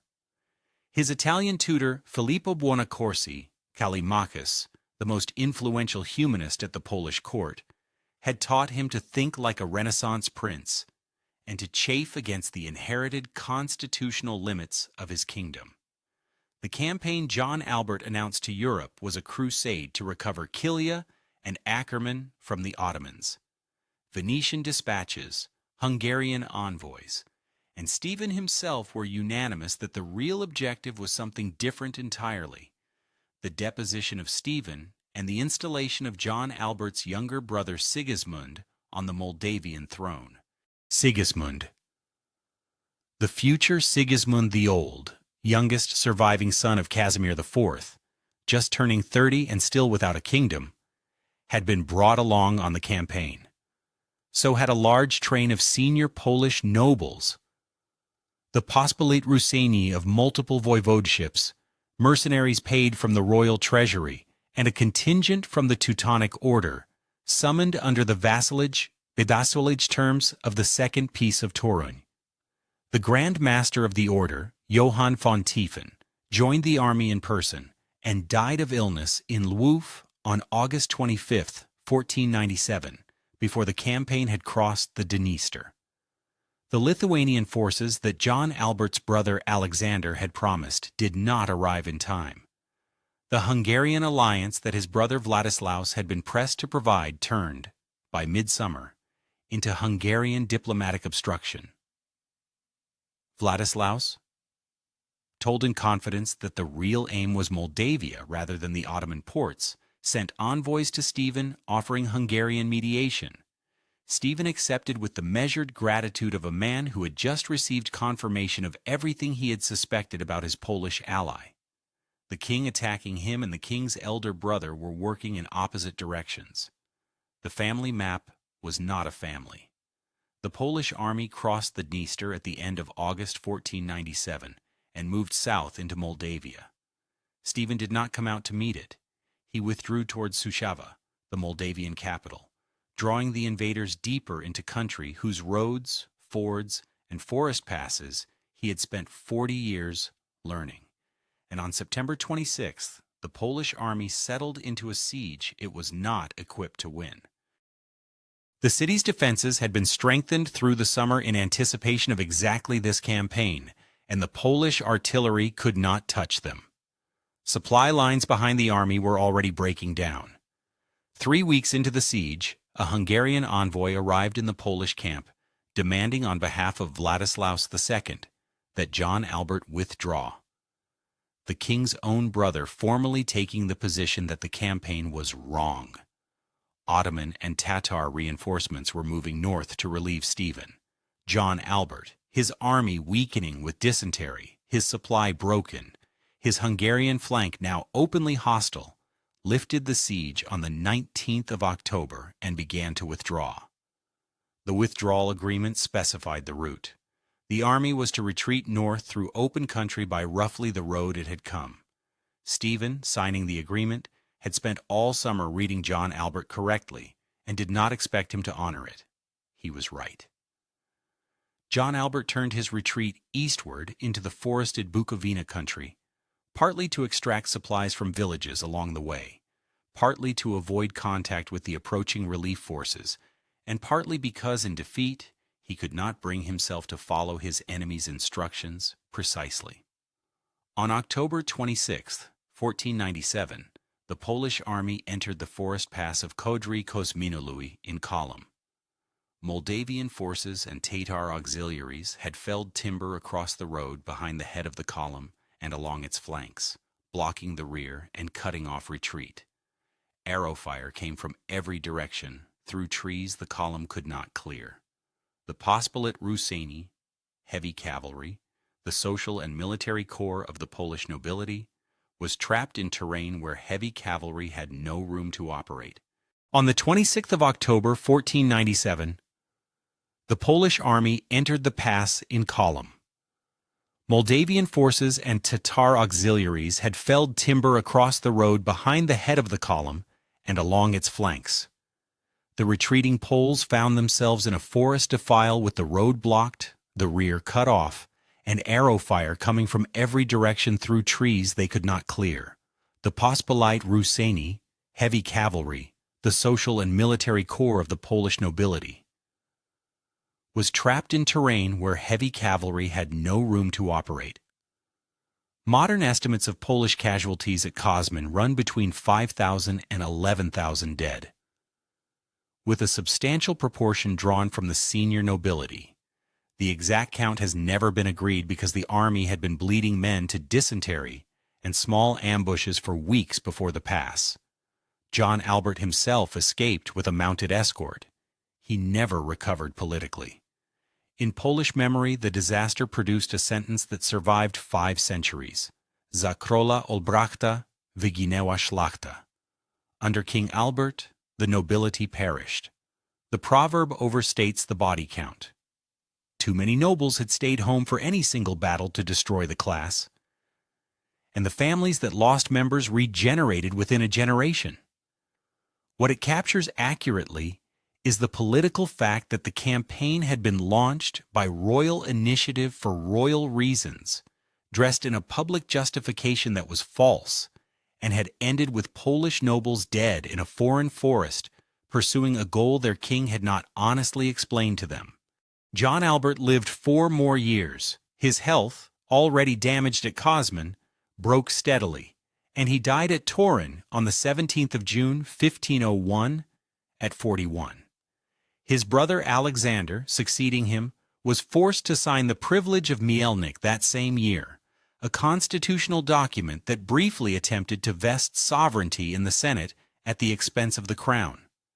The Mielnik experiment collapsed within a few years, but the next move did not. In 1505, also under Alexander, the Sejm passed the Constitution Nihil Novi, nothing new without common consent. The king could pass no new law without the agreement of both houses of the Sejm. The Polish nobility had been moving toward this position since the Statutes of Nysawa in 1454. Kosmin gave that movement its clearest emotional justification. A king who could march the nobility into a forest pass under false pretenses was not a king who could be trusted with unilateral legislative power. Stephen the Great died in his own bed on July 2nd, 1504, having outlasted the king who had tried to depose him, and having watched the next Polish king accept constitutional constraints that John Albert's campaign had made politically unavoidable. He had never commanded a great power. He had commanded a small voivodate on the northeastern edge of Ottoman reach, and he had understood the difference between his neighbors' stated ambitions and their operational capacity with a precision that neither the Polish king nor his brothers had managed across the whole of 1497. By the time Konstanty Ostrogski crushed the Muscovite army at Orsa on the 8th of September 1514, the city he had marched east to recover had been Russian for 5 weeks. Smolensk had surrendered to Grand Prince Vasily, the Third of Moscow, on August 1st, 1514. The garrison commander, Yuri Sologub, had held out through 3 Muscovite sieges since 1512 and had run out of options in the third. The walls had held through the first 2 campaigns. The negotiations had not held through the third. Vasily entered the city in person 2 days after the surrender and ordered the Orthodox clergy and the city's leading men to swear loyalty to Moscow in the cathedral of the Dormition. Smolensk had been Lithuanian since Grand Duke Vytautas had taken it in 1404. It had been one of the largest cities of the Eastern Slavic world outside Moscow's direct control. After August 1st, 1514, it belonged to Vasily III, and it would remain in Muscovite hands for the next 97 years. The army that Sigismund I sent east in the summer of 1514 had been raised to relieve Smolensk before it fell. It arrived too late and learned on the road that the relief operation had become a counterattack against an enemy now sitting inside the fortress it had been meant to save. Its commander was Konstanty Ivanovich Ostrogski, Grand Hetman of Lithuania, a Ruthenian Orthodox prince from one of the great families of Volhynia. He was about 54 years old. He had been captured by the Muscovites at the disaster of Vedrosha in 1500 and had spent 7 years in a Muscovite prison before escaping in 1507. He knew the enemy's military system in detail, from the inside, and he understood that the question on the eastern frontier was no longer whether Lithuania could push back into Moscow's lands, but whether Moscow could be slowed at all. Lithuanian heavy cavalry and Ruthenian boyar contingents formed the bulk of the horse. Polish heavy cavalry, sent under the crown banner, made up the second cavalry wing. A large infantry component had been raised in Poland from crown lands and from Czech and Silesian mercenaries hired at royal expense, commanded by Janusz Świerczewski. The Polish artillery, perhaps 40 guns of varying caliber, was deployed under Wojciech Sampolinski. Estimates of total strength run between 25 and 35,000 men. The Muscovite army facing them, under Ivan Jagiellonian and Mikhail Bulgakov-Golitsa, was substantially larger. Modern estimates place it at 35 to 40,000, though some contemporary sources claim figures more than twice that. The two Muscovite commanders had quarreled openly over precedence on the march east. The argument was the consequence of Mestny Chestvo, the Muscovite system of military rank based on hereditary noble seniority, which routinely produced command structures in which the senior commander was not the more capable one, and the more capable one would not defer to the senior. Polish-Lithuanian intelligence reaching Sigismund's headquarters had reported this clearly, and Ostrogski had planned his engagement around it. On September 7, 1514, the Polish-Lithuanian army reached the eastern bank of the Dnieper opposite Orza.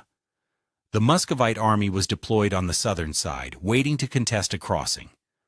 Ostrogski moved his army across at night and in the early morning by two routes: a pontoon bridge thrown across the river by his engineers, and a separate ford for the cavalry several kilometers downstream. By dawn on the 8th of September, the full Polish-Lithuanian force was on the same bank as the enemy.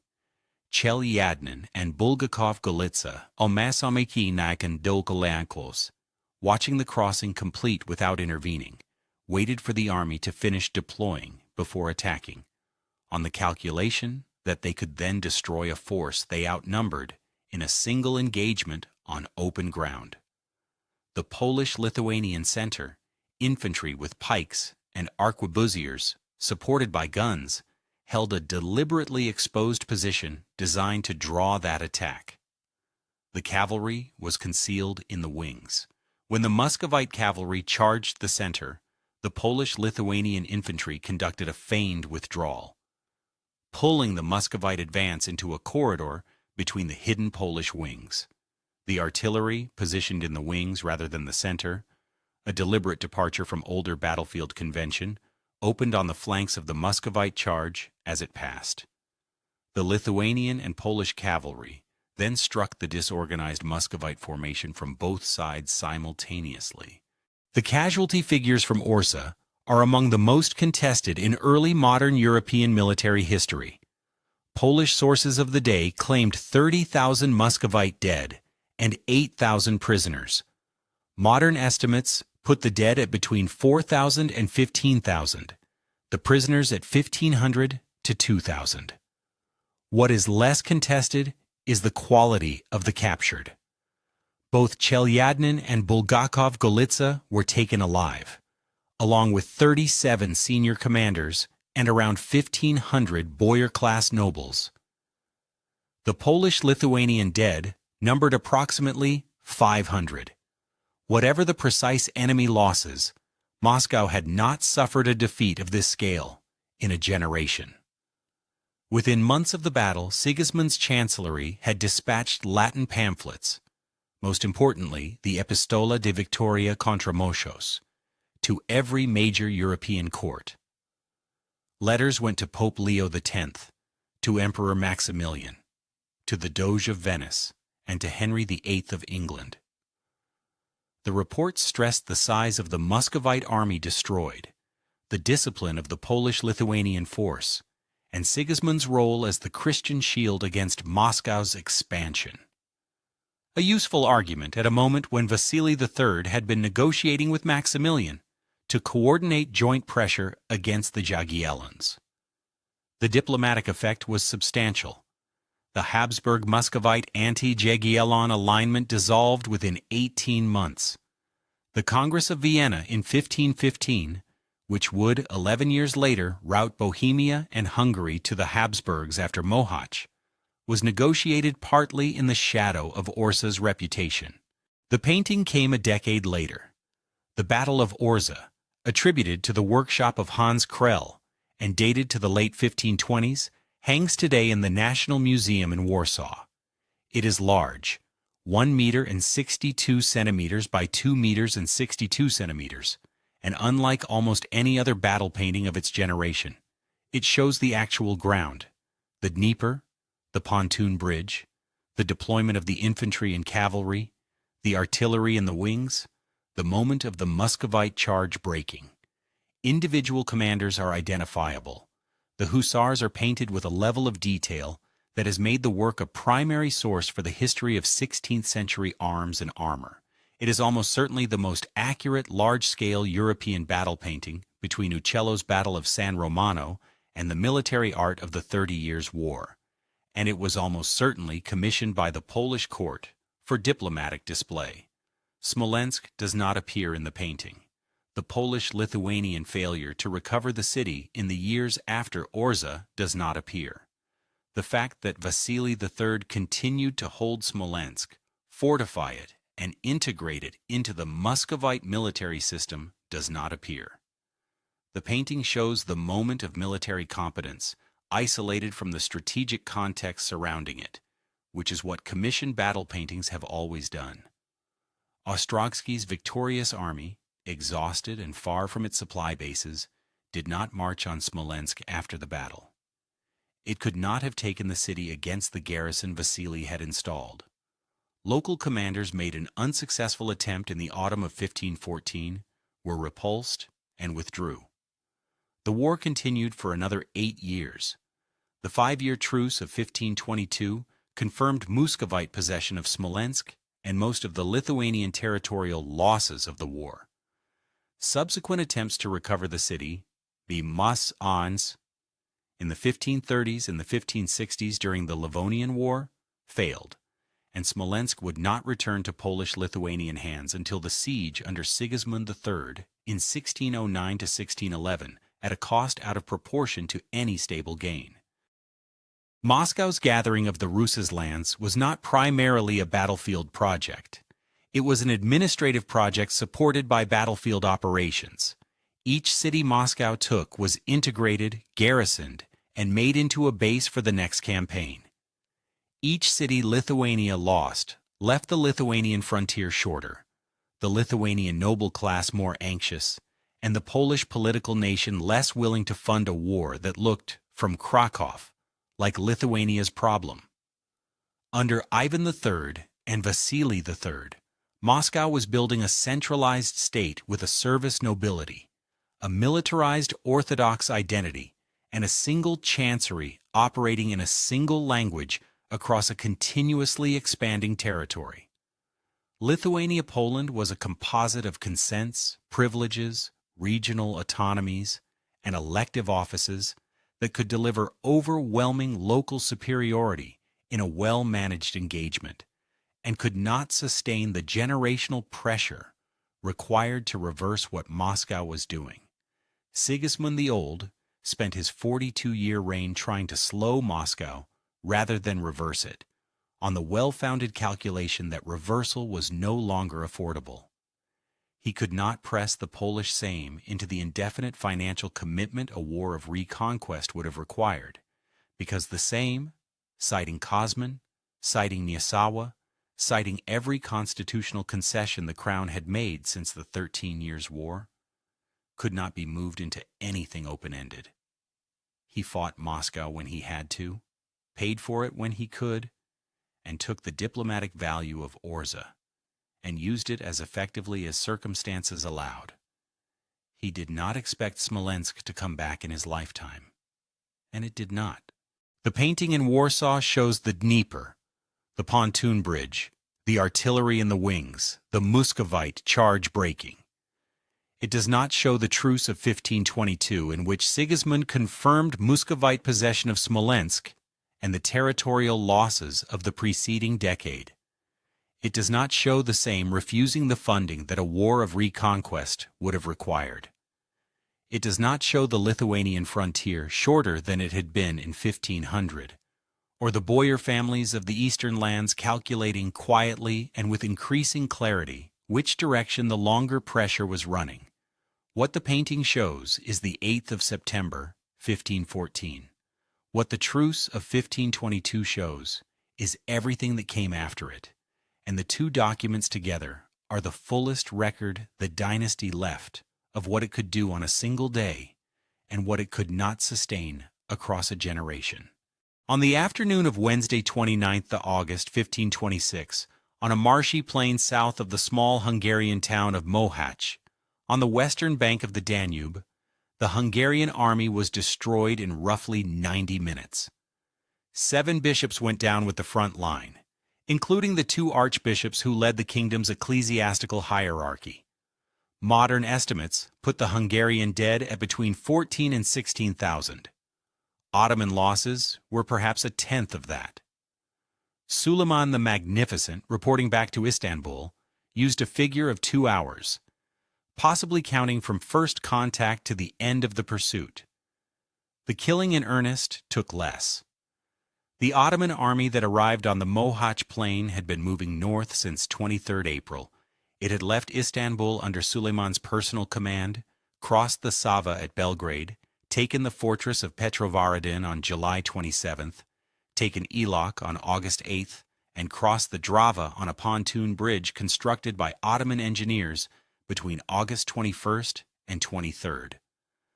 The army numbered, by the most cautious modern estimates, approximately 55 to 65,000 fighting men, with another 10,000 irregulars, 8 to 10,000 logistics personnel, and around 300 guns, including roughly 150 light field pieces deployed at Mohács chained together in the Ottoman fashion to prevent infantry from disrupting their fire. Louis II Jagiellon had been crowned King of Hungary on the 4th of June 1508 at the age of 2, and King of Bohemia on March 11th, 1509, also at 2. His father, Vladislaus II, died in 1516, leaving the 9-year-old to a regency that could not hold the southern frontier. Belgrade fell to the Ottomans in 1521. Schaerbeek fell the same year. By the time Louis assumed personal rule, the defensive line his grandfather Matthias Corvinus had built along the Sava and the Danube had been substantially broken, and the treasury that might have rebuilt it had been depleted across the years of his minority. In 1526, when Suleiman's army crossed the Drava, Louis was 20 years old and had governed in his own right for less than 5 years, without military experience and without the revenues to compensate for it. His joint commanders were Paul Tomori, Archbishop of Kalocsa, and György Zápolyai, brother of the Transylvanian voivode John Zápolya. Tomori had been a soldier before he had been a Franciscan, and a Franciscan before the Hungarian Diet recalled him to organize the southern frontier, funding his command through the revenues of the archbishopric, because the treasury had nothing else to offer. He understood Ottoman tactics. He had argued in the council that preceded the battle that the Hungarian army should wait. The Croatian forces under Christoph Frangipan were still days from arrival. John Zápolya was at Szeged with somewhere between 8 and 15,000 Transylvanian troops, moving north slowly enough that contemporaries on both sides have argued for 5 centuries about whether the slowness was deliberate.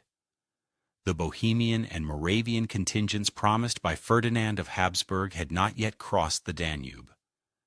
The Polish contingent promised by Sigismund the Old, Louis's uncle, amounted to perhaps 1,500 men.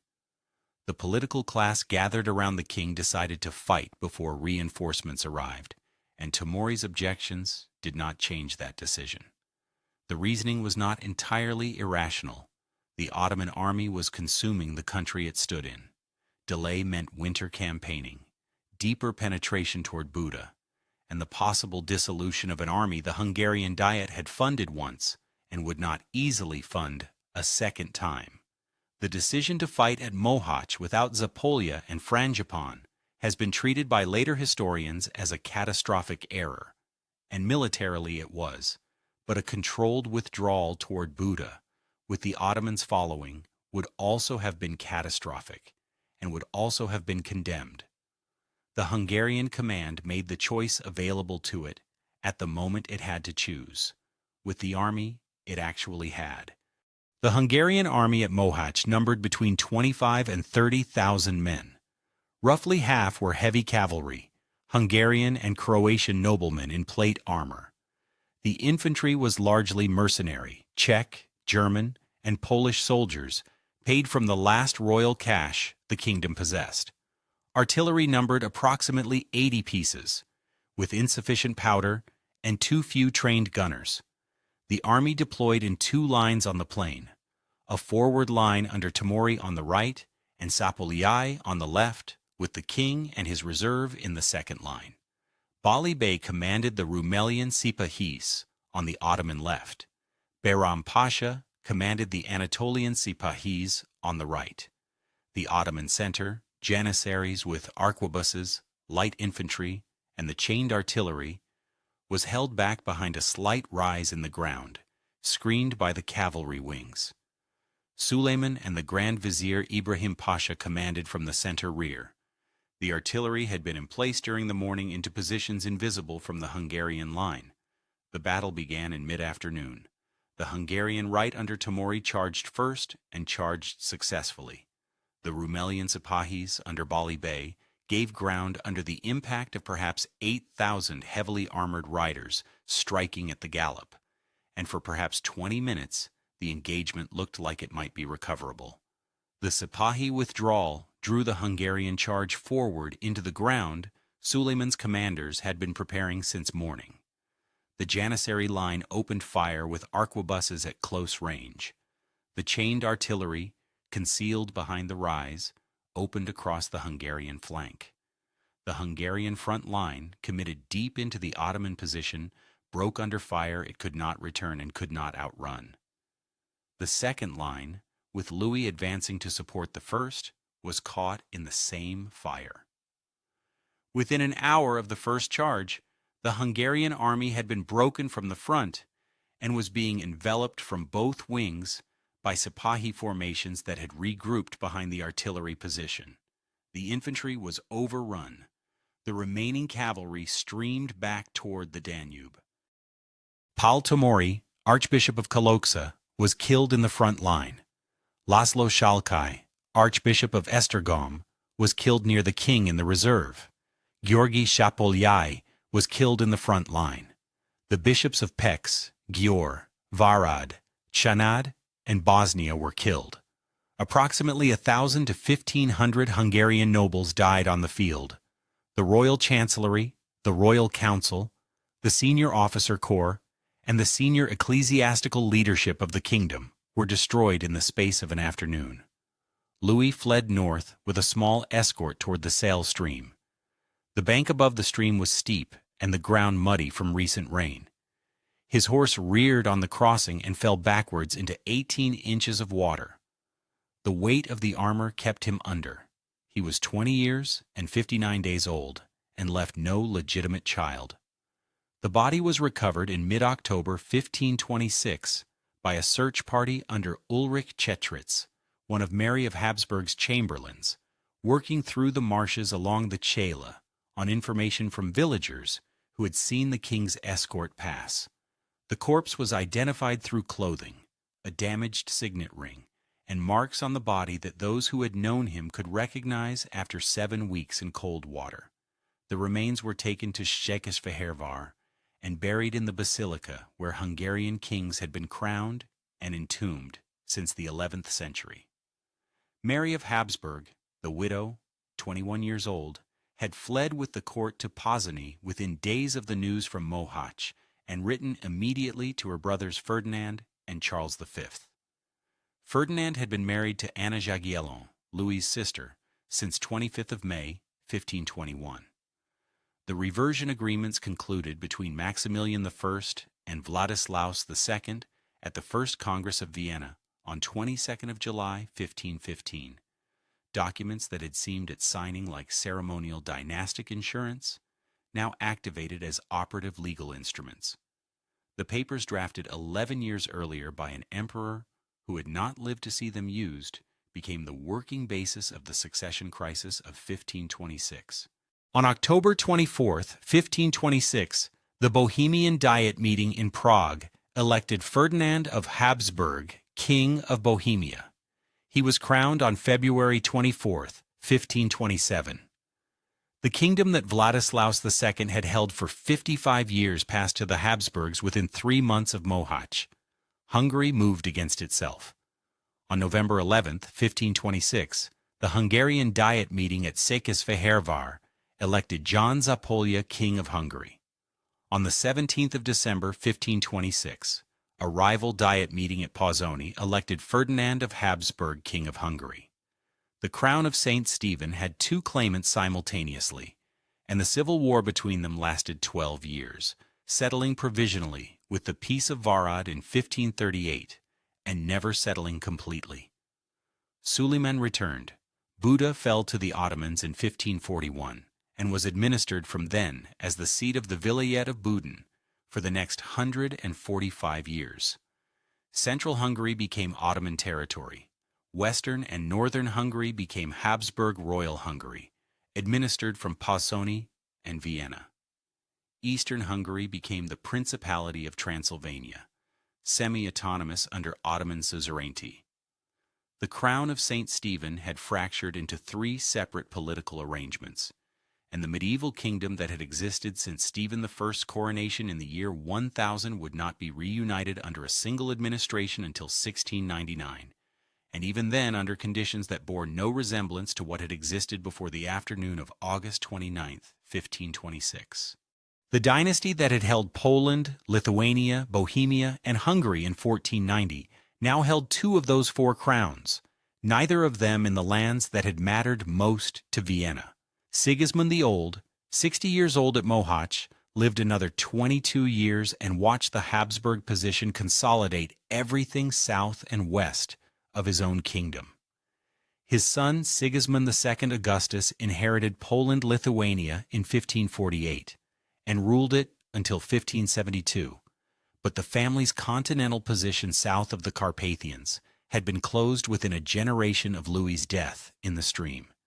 The dynastic strategy the Jagiellons had used to place themselves across Central Europe, election, marriage, placement, acceptable kingship, had depended on the survival of male heirs in each branch. When the Hungarian-Bohemian branch ended at the sale, the Habsburg reversion clauses drafted across 2 generations paid out exactly as Maximilian I had constructed them to pay out. The agreements made at Vienna in 1515, at Pressburg in 1491, and in the marriage negotiations of the 1490s had been designed precisely for the contingency that had now occurred. Ferdinand moved into Bohemia and pressed his claim on Hungary not by conquest but by paperwork. The same paperwork the Jagiellons had signed, and then, ruling 4 kingdoms by consent and concession, had found no occasion to undo.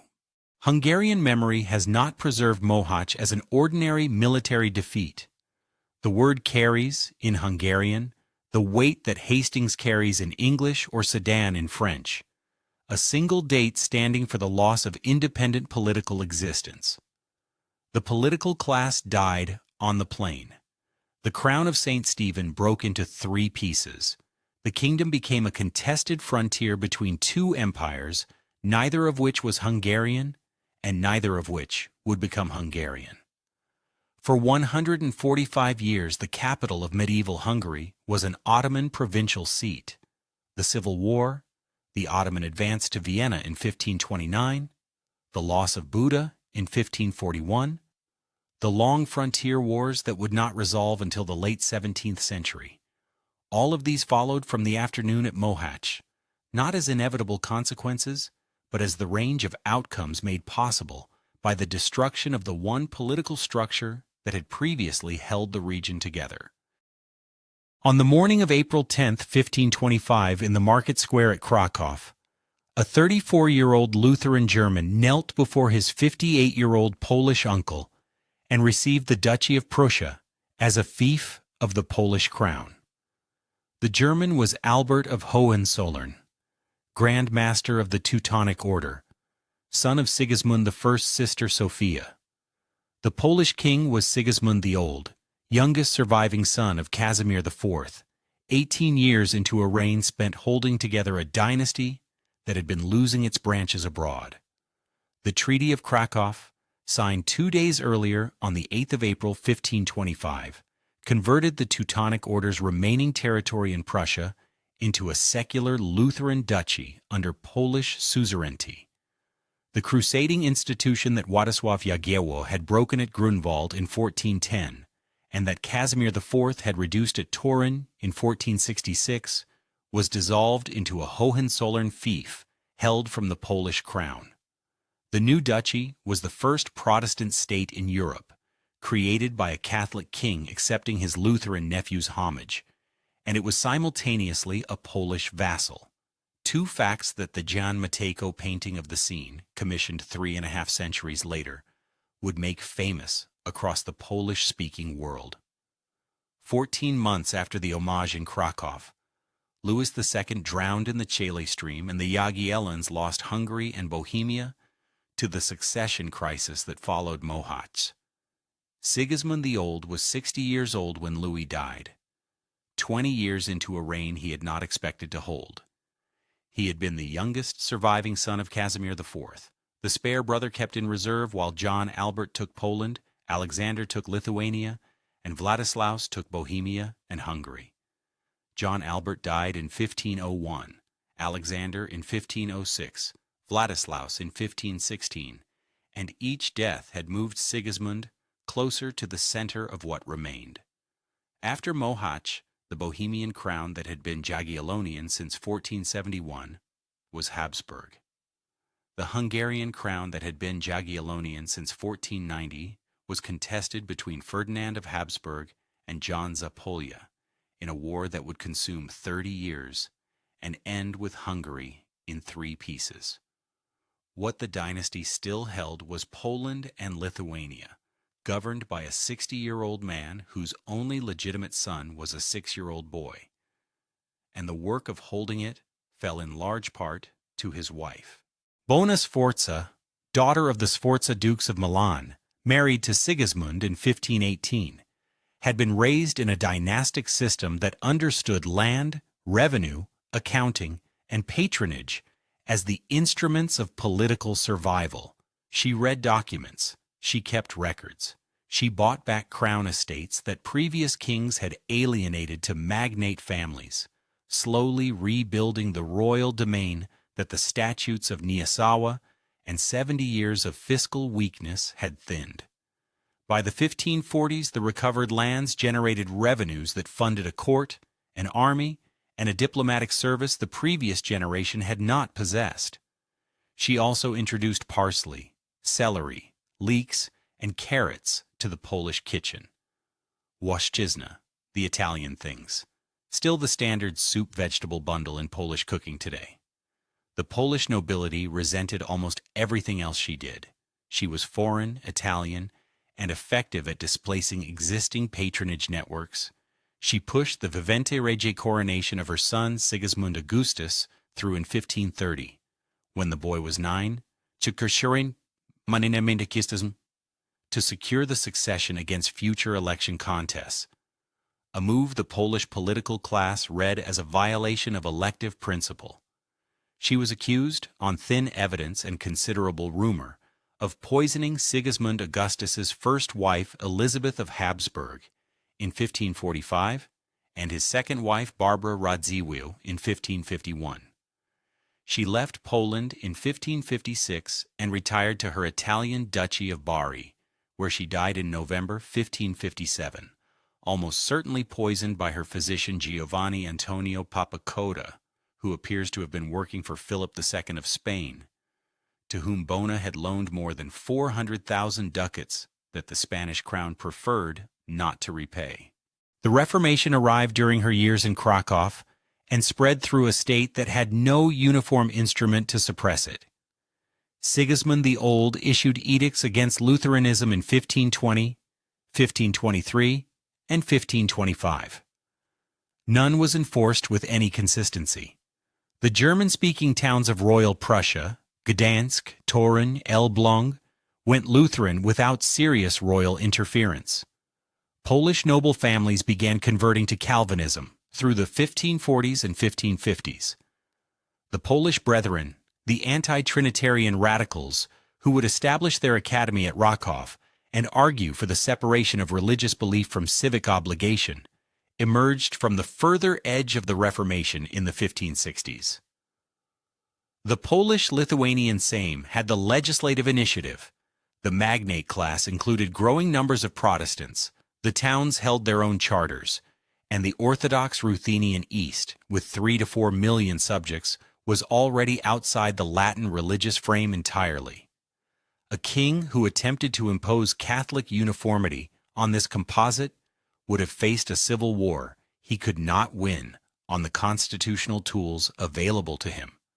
So the kings administered the diversity rather than resolving it, and by the death of Sigismund II Augustus, the religious landscape of the Commonwealth included Roman Catholics, Lutherans, Calvinists, Polish Brethren, Eastern Orthodox, Armenian Apostolic Christians, Jews, the largest Jewish community in Europe, Karaites, and the Tatar Muslim communities of the Lithuanian borderlands. A phrase attributed to Sigismund II Augustus, possibly apocryphal but consistent with his actual policy, has him saying, "I am king of peoples, not of consciences." Sigismund II Augustus inherited Poland in 1548 at 27 years old. He had been crowned during his father's lifetime in 1530, raised in Vilnius among Lithuanian magnates, fluent in Polish, Lithuanian, Latin, and Italian. He was tall, ill, intelligent, melancholic, and increasingly conscious that the dynasty might end with him. His first wife, Elizabeth of Habsburg, married in 1543, had died of epilepsy in 1545 without a child. His second marriage, conducted in secret in 1547 to the Lithuanian noblewoman Barbara Radziwiłł, was the great love of his life and the great political crisis of his early reign. The Polish Sejm refused to recognize it for 2 years. Bona Sforza opposed it openly, and the Polish nobility regarded the marriage of their king to a Lithuanian magnate's daughter as a constitutional affront. Barbara was finally crowned Queen of Poland on December 7, 1550, and died of cancer on May 8, 1551, less than 5 months after her coronation. His third marriage, to Catherine of Austria in 1553, sister of his dead first wife, was a political arrangement that produced no children and ended when Catherine was returned to her family in 1566. By the late 1550s, the Jagiellonian male line's extinction had become the organizing fact of Polish-Lithuanian political life. The personal union between Poland and Lithuania, created in 1386 by Jogaila's marriage to Jadwiga, had depended on the continuity of the Jagiellonian Dynasty holding both thrones. When the dynasty ended, the union ended unless something constitutional replaced it. The Grand Duchy and the kingdom had separate chancelleries, separate legal systems, separate armies, separate treasuries, and separate magnate cultures. The only bond between them since 1386 had been the Jagiellon person on both thrones simultaneously. Remove that person, and the union became an arrangement with nothing holding it together. Sigismund II. Augustus walked into this problem through the 1560s while simultaneously managing the largest war of his reign on the northern frontier. In January 1558, Tsar Ivan IV of Russia invaded Livonia. The Livonian Order, the Baltic crusading institution that had outlived its Teutonic parent, collapsed under Russian pressure. Its master, Gotthard Kettler, did what Albert of Hohenzollern had done at Kraków 36 years earlier, converted to Lutheranism, secularized the order, and accepted the rump of Livonia from the Polish-Lithuanian king as the Duchy of Courland and Semigalia under Polish suzerainty. The Treaty of Vilnius in November 1561 brought a second Baltic crusading order to its end, and the kneeling this time was done into Sigismund Augustus's hand in Vilnius, rather than his father's hand in Kraków. The war that followed was not Sigismund's to control. Russia, Sweden, Denmark, and Poland-Lithuania spent the next 25 years contesting Livonia between them. The eastern frontier of the dynasty's surviving territory was being pressed by powers more capable of sustained military organization than the Polish-Lithuanian system could match. Sigismund II Augustus had no commander of Ostrogski's caliber and a Sejm reluctant to fund any extended campaign, while the Lithuanian magnate class increasingly questioned why the financial burden of the Eastern War fell unevenly on Lithuanian rather than Polish resources. In 1568, the king turned to the constitutional problem directly. He summoned a joint Polish-Lithuanian Sejm to Lublin to negotiate a permanent union between the two countries. The Lithuanian magnates, fearing absorption into the larger and more aggressive Polish noble system, walked out of the proceedings. Sigismund Augustus responded in March 1569 by detaching the southern Lithuanian provinces, Volhynia, Podlakia, and the vast Ukrainian Palatinate of Kyiv, from the Grand Duchy by royal decree, and incorporating them into the Polish crown. The Grand Duchy lost a third of its territory and most of its richest lands in a single document. The Lithuanian magnates returned to the negotiating table. On July 1, 1569, the Union of Lublin was signed. The personal union of Poland and Lithuania was converted into a constitutional union, the Rzeczpospolita Obojga Narodów, the Commonwealth of both nations, with a single elected monarch, a single bicameral Sejm, a single foreign policy, and separate armies, treasuries, and legal codes operating within the common political frame. The arrangement would hold for 226 years until the Third Partition of 1795. In the spring of 1572, Sigismund Augustus developed a fever that his physicians could not bring down. He had been deteriorating for years, gout since 1558, kidney stones since 1568, tuberculosis working through him steadily through the final decade of his reign. By the end, he was losing teeth, unable to stand without a cane when greeting visitors. He traveled to his private retreat at Kniessen in the spring and wrote to his diplomats that he was feeling well and expected to recover. Grand Marshal Jan Firley reported something different, that the king was bleeding severely from consumption and suffering constant pain in the chest and lower back. Sigismund II Augustus died at Kniessen at 6 in the evening on July 7, 1572, surrounded by senators and envoys. His will asked that he be buried alongside Barbara Radziwiłł. That wish was not honored. His body remained at Tykosin Castle for 14 months before being transported to Kraków, where he was laid to rest at Wawel Cathedral on the 10th of February, 1574. Barbara stayed in Vilnius, where she had been buried since 1551, and stayed there still. The Henrician Articles of 1573, drafted before the first open royal election, bound every future king to consult the same before war, taxation, and major appointments. The Warsaw Confederation of January 1573 formally guaranteed religious peace among the dissident confessions.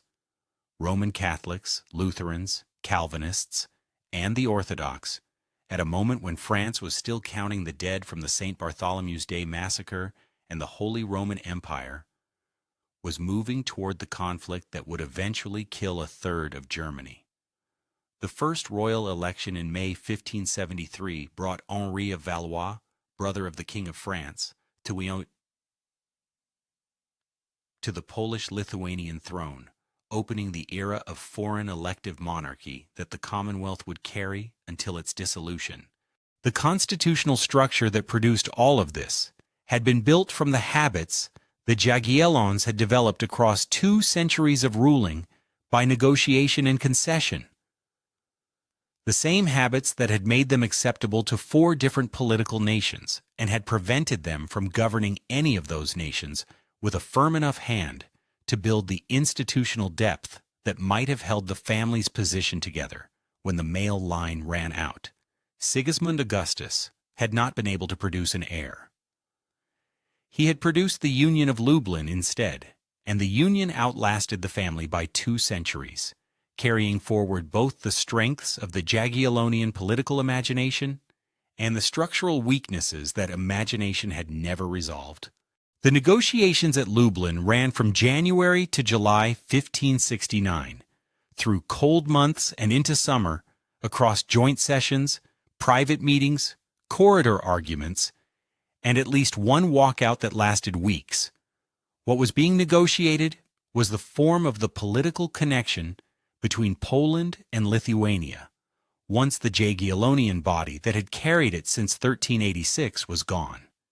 Sigismund Augustus had no legitimate male heir and no realistic prospect of one. His 3rd wife, Catherine of Austria, had been separated from him since 1562 and had died in February 1572 without a child.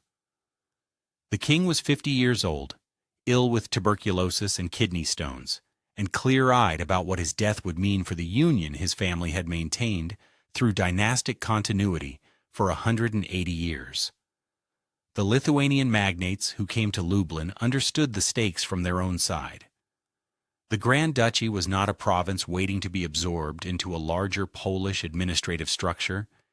It had its own chancellery, its own legal code, its own army, its own treasury, its own magnate class, with a distinct sense of its political standing, and vast Ruthenian and Orthodox territories whose populations had no connection to Polish Catholic noble culture. A formal union with Poland could mean being outnumbered and outvoted in a common same by a Polish noble nation that was larger, more aggressive, and had spent decades pressing eastward into Lithuanian-controlled lands. The Polish nobility pressed for permanent union because they saw the opposite risk. Without a constitutional settlement before the last Jagiellon died, the personal connection between the 2 states would simply dissolve, leaving borders, trade routes, frontier obligations, and military burdens without a common political framework to manage them. They wanted legal permanence before succession turned uncertainty into fracture. Sigismund Augustus forced the issue in March 1569 when the Lithuanian delegation walked out. By royal decree, he detached Podlakia, Volhynia, and the vast Ukrainian Palatinate of Kiev from the Grand Duchy and incorporated them directly into the Polish crown. The Grand Duchy lost 1/3 of its territory and most of its wealthiest lands in a single document. The Lithuanian magnates returned to the table. On 1 July 1569, the Union of Lublin was signed. Poland and Lithuania became a single constitutional state, the Rzeczpospolita Obojga Narodów, the Commonwealth of both nations, with one elected monarch, a shared bicameral Sejm, a common foreign policy, and separate armies, treasuries, legal codes, and administrative offices operating within the common political frame. The arrangement was not a merger. It was a structure built to hold joined differences together without dissolving them, which had been the Jagiellonian method since Jogaila's baptism, now written into constitutional law, rather than carried in a dynastic body. The Commonwealth that emerged from Lublin was a noble political order. Its political freedoms were real for the Szlachta, the noble estate that made up perhaps 8 to 10% of the population, and sharply limited for everyone outside it. Peasants bore the weight of estate agriculture and increasingly restricted legal standing. Towns occupied an ambiguous position below the nobility in political life. Jews, the largest Jewish community in Europe, lived under a distinct legal regime of royal protection and noble tolerance that was genuine in some periods and fragile in others. Orthodox and Protestant nobles had political standing. Orthodox and Protestant peasants had less. The confessional diversity that the Commonwealth sustained, Roman Catholics, Lutherans, Calvinists, Polish Brethren, Eastern Orthodox, Armenian Apostolic Christians, Karaites, and the Tatar Muslim communities of the Lithuanian borderlands, was real and was remarkable by the standards of contemporary Europe. But it coexisted with hierarchies of estate, confession, and legal status that the political system had no interest in dissolving. 3 years after Lublin, on July 7, 1572, Sigismund Augustus died at Kniessen at 6 in the evening, surrounded by senators and envoys. The male Jagiellonian line was finished.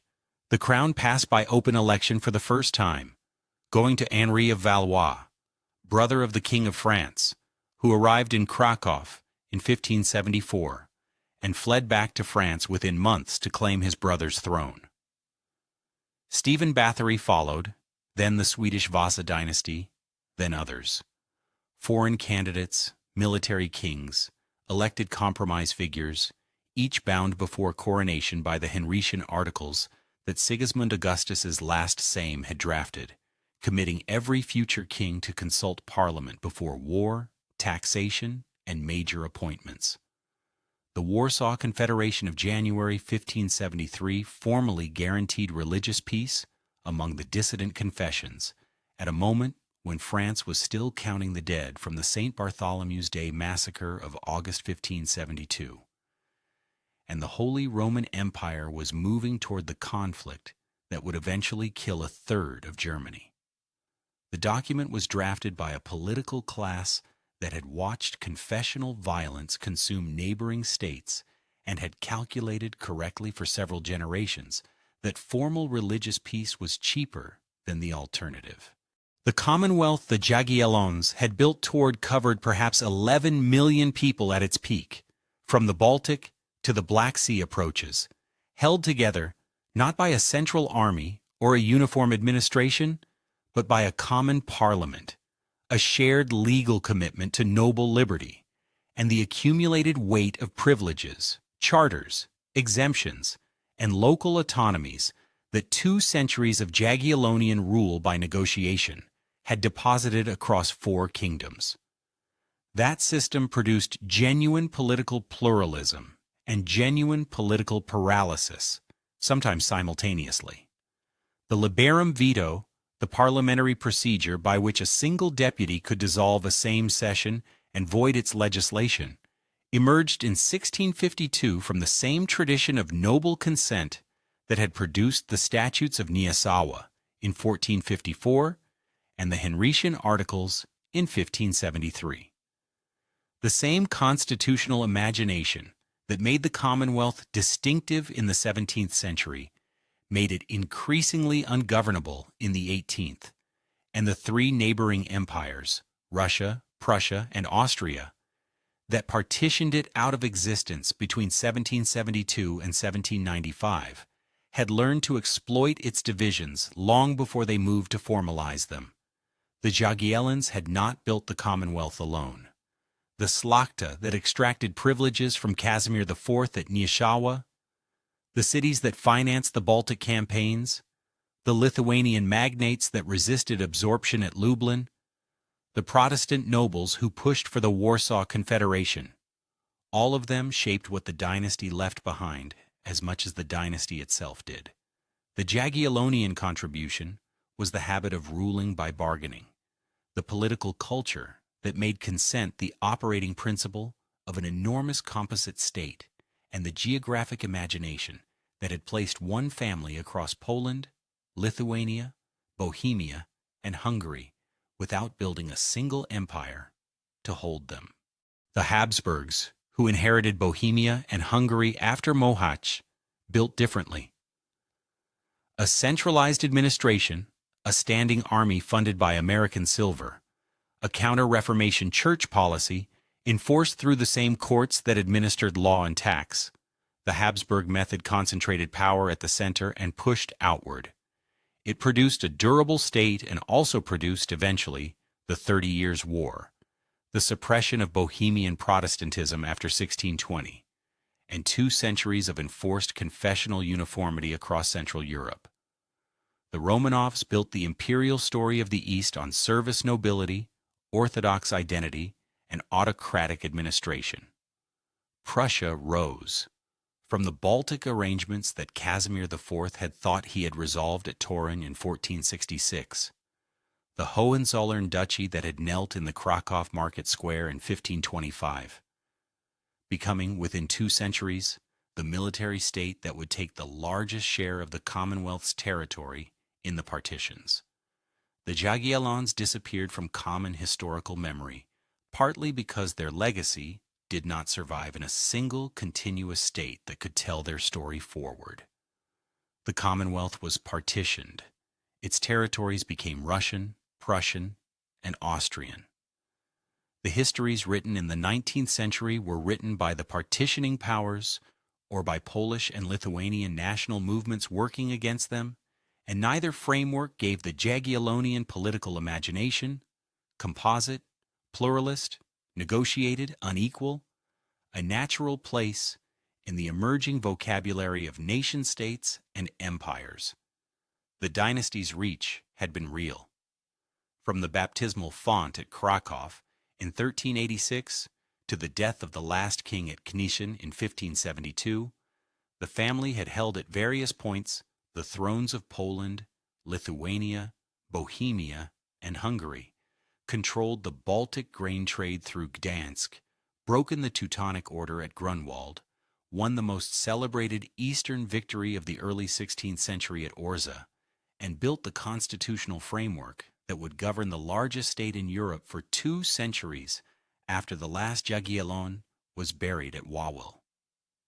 The scale of what was built and the scale of what was lost are both worth holding in mind when the name comes up, which, outside specialist history, it rarely does.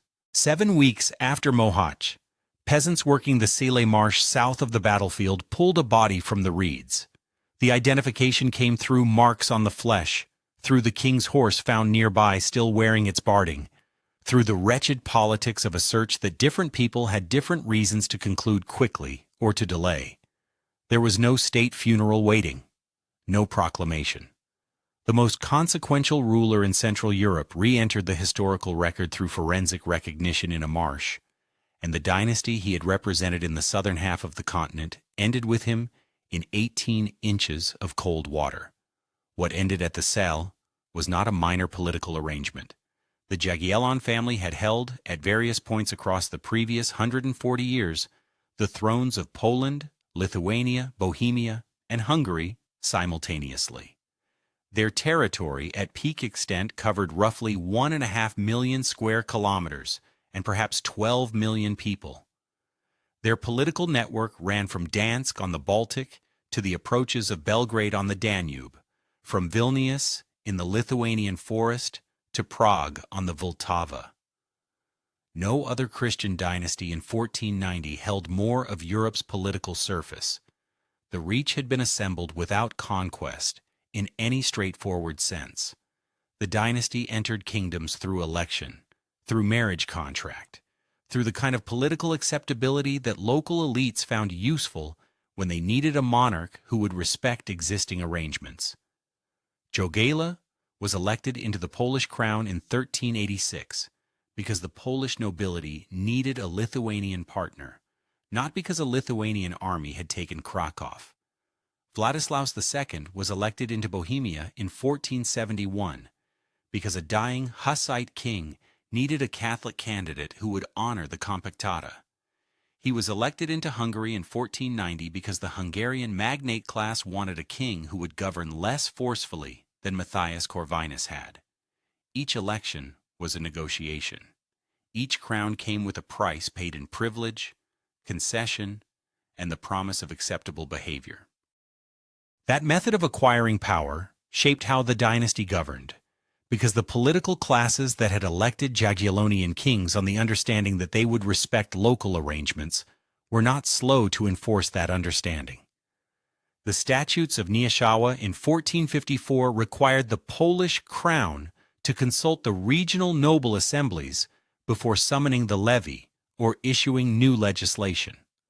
The Hungarian magnates cut the royal tax base by perhaps 4/5 after Matthias's death and did not restore it. The Bohemian Diet ran the kingdom's religious balance under terms that dated from the Compactata of 1436 and that no Jagiellonian king attempted to overturn. At the dynasty's widest extension in 1490, 4 crowns sat above 4 entirely separate administrative systems with no common chancellery, no common currency, no common army, and no mechanism for joint action that did not require 4 separate consents. That institutional thinness was not invisible to contemporaries. The Habsburgs, running their own dynastic program in parallel, responded to it by building legal instruments designed to activate when the Jagiellonian male line failed rather than trying to match the family crown for crown in the present generation. The reversion clause in the Treaty of Pressburg in 1491, giving the Habsburgs the Hungarian succession if the Jagiellon male line died out, cost Maximilian a diplomatic concession at a moment when he had just lost the Hungarian election. It returned Ferdinand 2 kingdoms 35 years later when Louis II drowned at the seal. The Habsburgs had not outfought the Jagiellons. They had outlasted the contingency that the Jagiellons had not insured against. The dynasty's military record was genuine. Grunwald in 1410 broke the Teutonic Order's capacity to present itself as the indispensable crusading frontier of Latin Christendom, and opened the slow process by which the Baltic grain corridor passed under Polish control. The Second Peace of Turynia in 1466 brought Royal Prussia, Gdansk, the Lower Vistula, the mouth of the grain trade, under the Polish crown. The Prussian homage of 1525 dissolved the last remnant of the Teutonic state into a Hohenzollern fief held from the Polish king. Orsa in 1514 demonstrated that the Polish-Lithuanian military system, properly commanded and properly resourced, could destroy a Muscovite army in open battle. None of these achievements reversed the longer pressure of Muscovite expansion into the eastern Lithuanian lands, and the Truce of 1522 confirmed Muscovite possession of Smolensk and the territorial losses of the preceding decade.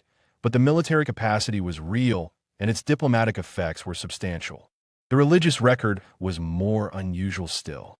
The Jagiellonian state governed, across its full extent, Roman Catholics, Lutherans, Calvinists, Polish Brethren, Eastern Orthodox, Armenian Apostolic Christians, the largest Jewish community in Europe, Karaite communities, and the Tatar Muslim populations of the Lithuanian borderlands. It did not govern them equally. The noble estate held political power, the peasantry bore agricultural obligation, the towns occupied an ambiguous position below the nobility, and religious tolerance had limits and changed over time. But the Commonwealth that grew from the Jagiellonian inheritance sustained a degree of confessional diversity that was genuinely exceptional in a Europe where the Peace of Augsburg in 1555 had established the principle that a ruler's religion determined his subjects' religion, and where the St. Bartholomew's Day massacre of 1572 and the 30 Years' War of 1618 to 1648 demonstrated what confessional uniformity enforced by state power could produce. The Warsaw Confederation of 1573, drafted by the first free election parliament after Sigismund Augustus's death, guaranteed religious peace among the dissident confessions at exactly this moment. It was not a perfect document, and it was not permanently honored, but it was drafted and signed, which placed the Commonwealth in a distinct position relative to most of its neighbors in the generation when those neighbors were killing each other over the question it had formally resolved. The Commonwealth that the Jagiellons built toward and Sigismund Augustus formalized at Lublin in 1569 survived as a political entity until the Third Partition of 1795, 223 years after the last Jagiellon died at Kanysywan. Its dissolution came through the combined pressure of 3 neighboring empires, Russia, Prussia, and Austria. that had each developed the centralized administrative and military capacity that the Commonwealth constitutional tradition had explicitly rejected. The liberum veto, by which a single Sejm deputy could dissolve a parliamentary session and void its legislation, had emerged in 1652 from the same tradition of noble consent that had produced the statutes of Nicaea and the Henrician Articles, and it made the Commonwealth increasingly unable to reform its own military and fiscal structures in the decades, when reform was the condition of survival. The political system that had made the state distinctive in the 17th century made it ungovernable in the 18th, and the partitioning powers had learned to exploit its procedural paralysis long before they formalized the exploitation into territorial annexation. The Jagiellons are not well remembered outside specialist history, and the reasons are worth being precise about. The Habsburgs endured as a dynasty into 1918 and wrote themselves into the central narrative of Central European history through continuous institutional presence. The Tudors compressed into a story of court drama, marriages, executions, portraits, religious ruptures, that proved durable in popular memory precisely because it centered on individual personalities in a single court. The Romanovs built the dominant Eastern narrative through imperial expansion and autocratic administration that left continuous archival and institutional traces. The Jagiellons left something that did not fit these patterns: a composite political authority distributed across 4 kingdoms, for legal systems, for chancelleries, for religious landscapes, and 2 centuries of negotiated concession that produced no single capital city, no single administrative language, no single confessional identity, and no continuous dynastic state that survived to tell its own story forward into the modern period. The territories the Jagiellons had governed became Russian, Prussian, and Austrian after the partitions, and the histories written in those frameworks had limited interest in recovering the political imagination of the state they had dismembered. Polish and Lithuanian national movements working against the partitioning powers in the 19th century recovered pieces of the Jagiellonian memory. Grunwald above all, the Union of Lublin, the figure of Jadwiga, but fitted them into national rather than dynastic or composite frameworks that the Jagiellonian political world did not easily support. What the dynasty had built was not a nation and not an empire. It was a political machine assembled from election, marriage, privilege, concession, frontier pressure, and the practical necessity of holding together lands that no single administrative system could have absorbed.